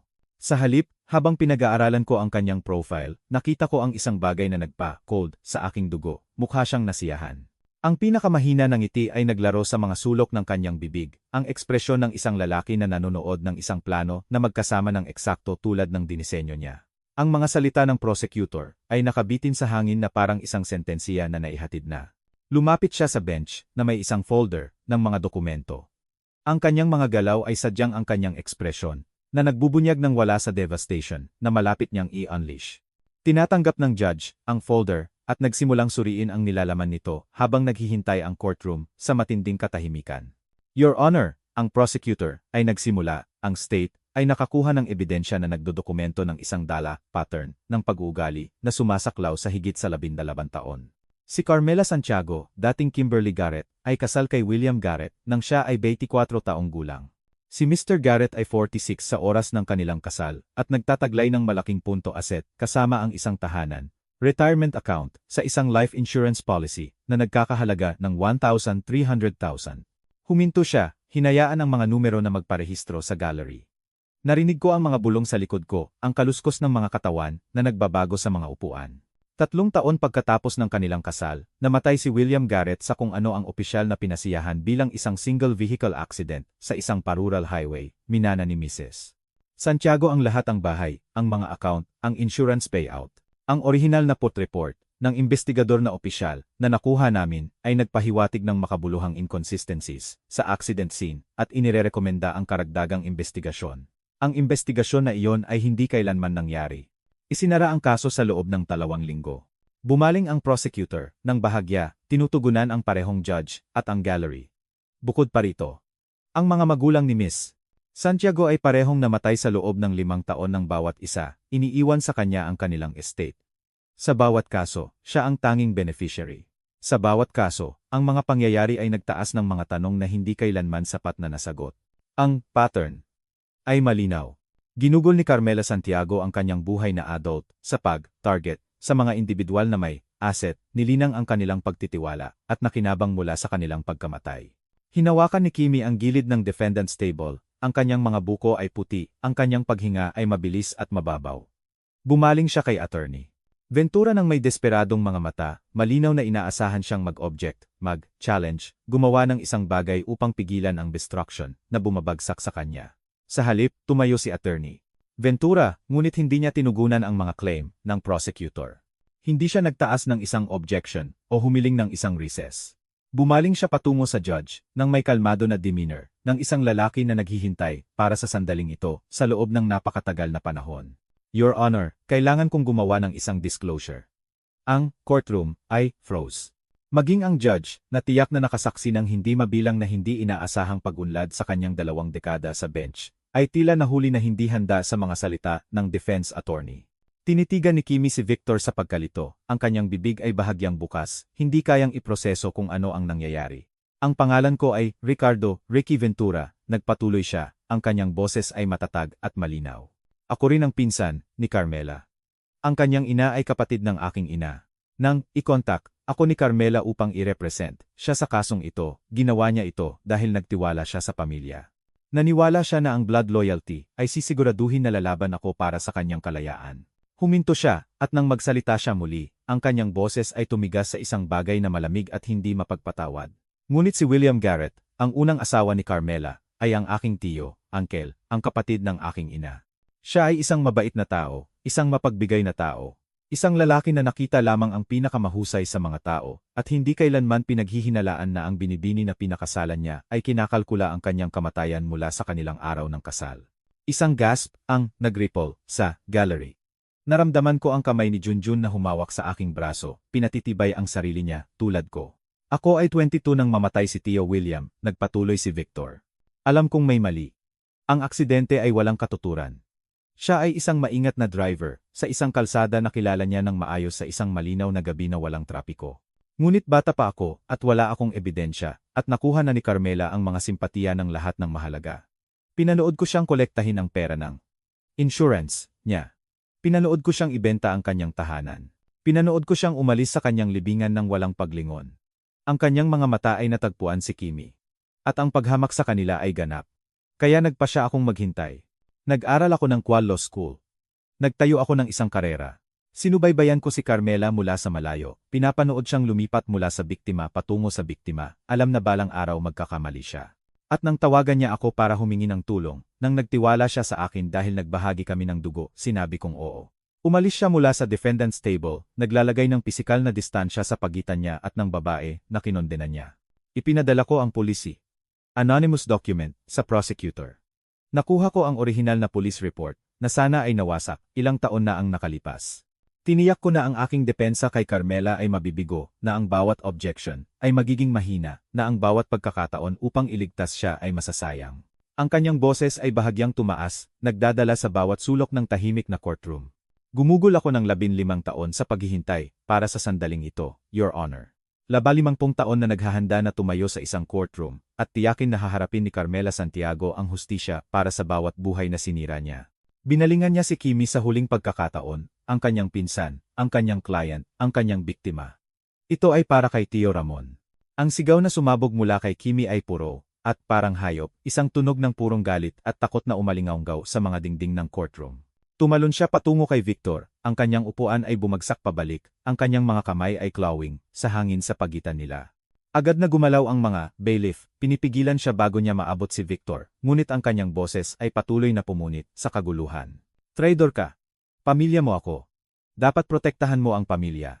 Tiningnan siya ni Victor nang may ekspresyon ng malamig, ganap na paghamak. Inayos niya ang kanyang kurbata nang may kaswal na katumpakan ng isang lalaki na nakumpleto ang isang mahirap na gawain at natagpuan itong kasiyasiya. Tinuruan mo ako kung ano ang ibig sabutin ng pamilya sa iyo, Carmela, sabi niya ng tahimik. Ang kanyang mga salita ay humiwa sa kanyang mga sigaw. Wala. Ganap na wala. Pagkatapos ay tumalikod siya at lumabas sa courtroom, ang kanyang mga yabag ay umalingaunggaw sa natulala na katahimikan na sumunod. Hindi siya lumingon. Hindi niya kailangan. 15 taon ng pasensya ang naghatid sa kanya sa sandaling ito, at isinagawa niya ang kanyang paghihiganti ng may katumpakan ng isang surgeon. Bumagsak si Kimi sa kapit ng bailiff, ang kanyang mga sigaw ay natunaw sa mga hikbi. Ang gallery ay sumabog sa ingay, gasp, bulong, ang scratch ng mga panulat ng reporter na lumilipad sa mga notebook. Tumawag ang judge para sa order, ang kanyang gavel ay humampas ng paulit-ulit hanggang sa bumalik ang isang bagay na kahawig ng tahimik. Umupo ako ng walang galaw sa buong lahat ng ito. Pinapanood ang babae na sumubok na sirain ako sa wakas ay naintindihan kung ano ang naramdaman na ipinagkanulo ng isang taong pinagkakatiwalaan niya. Ang irony ay perpekto, halos poetic. Itinayo niya ang kanyang buhay sa manipulasyon at panlilinlang, at sa huli, siya ay naundo ng isang taong natutunan ang mga aralin na iyon mula sa panonood sa kanya. Ang trial ay natapos 3 linggo pagkatapos ng devastating revelation ni Attorney Ventura. Si Kimi, hinubaran ang kanyang attorney, at ang kanyang composure, ay itinalaga ng isang bond public defender na walang magagawa kundi i-negotiate ang mga tuntunin ng kanyang hindi maiiwasan na conviction. Ang ebidensya ay napakalaki, ang aking testimony, ang mga recording ni Junjun, ang video ni Elenita, ang financial documentation ni Mang Leo, at ang nagpapatunay na pattern ng pag-uugali na umunat pabalik 15 taon. Ang jury ay naglibot sa loob ng wala pang 4 na oras. Guilty sa lahat ng count. Elder financial abuse Pandaraya. Identity theft forgery Ang judge na nakasaksi sa pagka-unravel ni Kimi sa kanyang courtroom ay naghatid ng sentensiya ng may bigat na nararapat sa mga krimen. 3 taon sa state prison, sinundan ng 5 taon ng supervised probation. Buong na restitution ng lahat ng ninakaw na pondo, isang halaga na susundan kay Kimi sa buong buhay niya. At marahil ang pinakamakabuluhan, ang investigasyon sa pagkamatay ni William Garrett ay opisyal na muling binuksan. Ang kaso na Laburi, sa loob ng 15 taon ay sa wakas ay tumatanggap ng scrutiny na laging nararapat dito. Pinanood ko si Kimi na inakay na, nakaposas. Ang kanyang mga designer clothes ay napalitan ng isang orange jumpsuit. Ang kanyang perpektong styled na buhok ay limp at unkempt na ngayon. Hindi siya tumingin sa akin habang dumadaan siya. Hindi siya tumingin sa sinuman. Ang babae na bumulong ng mga banta sa aking veranda, na nangako na kunin ang lahat ng pag-aari ko, na gumugol ng mga taon sa pagka-drain ng aking finance, habang nakangiti sa mga family dinner. Ang babae na iyon ay napalitan ng isang taong hollow, defeated. Sa wakas ay humarap sa mga kahihinatnan na hindi niya kailanman naniwala na darating. Tinapos ni Junjun ang kanyang undivorce, 2 buwan na ang nakalipas. Ang mga paglilitis ay mabilis at uncontested. Si Kimi, na humarap sa mga criminal charge at public disgrace, ay walang leverage na natitira upang gamitin. Ginawaran siya ng full custody ng mga bata, isang desisyon na hindi nagulat sa sinuman na sumunod sa kaso. Ang mga recording na tinipon niya sa loob ng 3 taon ay nagpinta ng isang larawan ng isang ina na mas interesado sa manipulasyon kaysa sa pag-aalaga. Mas nakatuon sa mga financial scheme kaysa sa well-being ng kanyang mga anak. Bawat linggo ngayon, dinadala ni Junjun sina Mika at Paulo sa bahay ko para sa tanghalian. Kumakain kami sa lumang dining table na pinili ni Elena ilang dekada na ang nakalipas, ang upuan na 8, ngunit karaniwang mayroon lamang kaming 2. Ngayon ay mayroon itong 4, minsan 5 kapag sumali si Elenita sa amin, at ang bahay ay napuno ng mga tunog na inakala kong hindi ko na maririnig muli. Tawanan ng mga bata, pag-uusap ng pamilya, ang clink ng mga tinidor, laban sa mga plato na nasa aming pamilya sa loob ng henerasyon. Dapat nagtiwala ako sa iyo ng mas maaga, Dad, sabi ni Junjun isang hapon, pinapanood ang kanyang mga anak na naglalaro sa likod bahay. Ang kanyang boses ay mayroon pa ring mga trace ng pagkakasala, bagaman ito ay lumaki ng mas magaan sa bawat pagdaan ng linggo. Inilagay ko ang aking kamay sa kanyang balikat. Dapat nagtiwala din ako sa iyo. Pareho tayong gumawa ng inakala nating tama, at sa huli, natagpuan namin ang aming daan pabalik sa isa't isa. Si Elenita Garcia ay naging pinakamalapit kong kasama. Nagbabahagi kami ng tsaa tuwing hapon sa kanyang veranda o sa akin. 2 survivor na nakakaintindi sa tinitiis ng isa nang hindi kailangang magpaliwanag. Nawala siya ng 3 taon ng kanyang buhay sa isang babae na tulad ni Kimi, halos mawala sa akin ang lahat. Ngunit nandito kami ngayon, magkasama. Patunay na hindi laging nanalo ang mga predator. Nagawa natin, Art, sabi niya, isang ginintuang hapon, ang kanyang tasa ng tsaa ay mainit sa kanyang weathered hands. Laban sa lahat ng odds, nagawa natin. 6 na buwan pagkatapos ng trial, itinatag ko ang Helen Santiago Foundation for Elder Financial Protection. Ginamit ko ang isang bahagi ng aking estate, pera na sinubukan ni Kimi ng husto na nakawin upang lumikha ng mga resource para sa mga senior na humaharap sa exploitation. Mga educational program, legal na tulong, support group para sa mga nabiktima ng mga taong pinagkakatiwalaan nila. Ang unang scholarship ay iginawad sa kung ano sana ang ika-72 na kaarawan ni Elena, ibinigay sa isang binibini na nag-aaral ng elder law na nagpaalala sa akin sa maliliit na paraan ng babae na minahal ko sa loob ng 40 taon. Ngayon, umupo ako sa aking veranda habang lumulubog ang araw sa likod ng mga punong oak na itinanim ni Elena noong una kaming lumipat dito. Hinahabol ni Mika at Paolo ang mga firefly. Sa lumulubog na liwanag, ang kanilang tawanan ay nagdadala sa buong bakuran na parang musika. Pinapanood sila ni Junjun mula sa mga hakbang ng veranda, isang kapayapaan sa kanyang ekspresyon na hindi ko nakita sa loob ng maraming taon. Kumakaway si Elenita mula sa kanyang bakuran sa tabi ng pinto, papasok sa loob. Habang lumalamig ang gabi, inaabot ko ang aking dot shirt pocket at hinawakan ang dot worn paper na nakahiga doon mula pa noong umaga na natagpuan ko ito. Ang liham ni Elena, creased at softened, sa loob ng maraming buwan ng pagdadala, ay mayroon pa ring bahagyang amoy ng lavender. Maingat kong binuklat ito, bagaman alam ko ang bawat salita sa puso, at binasa ang panghuling mga linya minsan pa. Tama ka, mahal ko, bumulong ako sa hangin ng gabi. Ang kabaitan na walang hangganan ay isang kulungan. Ngunit ngayon malaya na ako. Sinabi sa akin ni Kimi, na mamuhay ng hindi komportable. Sa halip, natutunan kong mamuhay ng malaya. Tinuturuan pa rin ako ni Elena kahit ngayon. At bawat umaga kapag gumising ako sa tahanan na sabay naming itinayo, binubulong ko ang parehong mga salita sa tahimik na bukang liwayway. Salamat sa pagbabantay sa akin. Tapos na ang giyera. At ang pag-ibig, tunay na pag-ibig, ang nanalo. Kung nanatili ka sa akin, hanggang sa sandaling ito, nasaksihan mo ang isang bagay na nangyayari ng mas madalas kaysa sa napagtanto ng karamihan sa mga tao. Bawat taon, milyon-milyong mga senior na Pilipino ang nawawalan ng bilyon-bilyong piso sa financial exploitation. At sa karamihan ng mga kaso, ang predator ay hindi isang estranghero. Ito ay isang taong pinagkakatiwalaan nila, isang pang-caregiver, isang kapitbahay, isang miyembro ng pamilya na ngumiti sa mga holiday dinner, habang tahimik na draining ang bank account at nagpapalsipika ng mga pirma. Ang kuwento ni Arturo Santiago ay nagtapos sa hustisya na naihatid at pamilya na naibalik. Ngunit hindi mabilang na iba pa ang nakulong pa rin sa mga sitwasyon na tulad ng sa kanya, binubulungan pa rin ng mga tao na nakikita ang kanilang edad bilang kahinaan at ang kanilang kabaitan bilang pagkakataon. Kailangan nilang malaman na hindi sila nag-iisa, kailangan nilang malaman na ang paglaban ay posible. Kung ipinaalala sa iyo ng kuwentong ito ang isang taong mahal mo, kung kinikilala mo ang mga palatandaan ng manipulasyon at kontrol sa sarili mong pamilya o komunidad, hinihimok kitang magsalita. Isang pag-uusap ang makapagliligtas sa dignidad ng isang tao, ang kanilang savings, ang kanilang kalayaan. Isang tawag sa telepono sa isang pan-lawyer o isang elder abuse hotline ang maaaring ang unang hakbang patungo sa hustisya. Ibahagi ang kuwentong ito sa isang taong kailangang makarinig nito. Mag-iwan ng komento na nagsasabi sa akin kung ano ang naisip mo, kung na-move ka ba sa journey ni Art, kung nakita mo ba ang ganitong uri ng kalupitan sa sarili mong buhay. Ang iyong mga salita ay maaaring maabot ang isang taong naghahanap pa rin ng lakas ng loob upang sabihin, tama na. Salamat sa pakikinig, salamat sa pag-aalaga.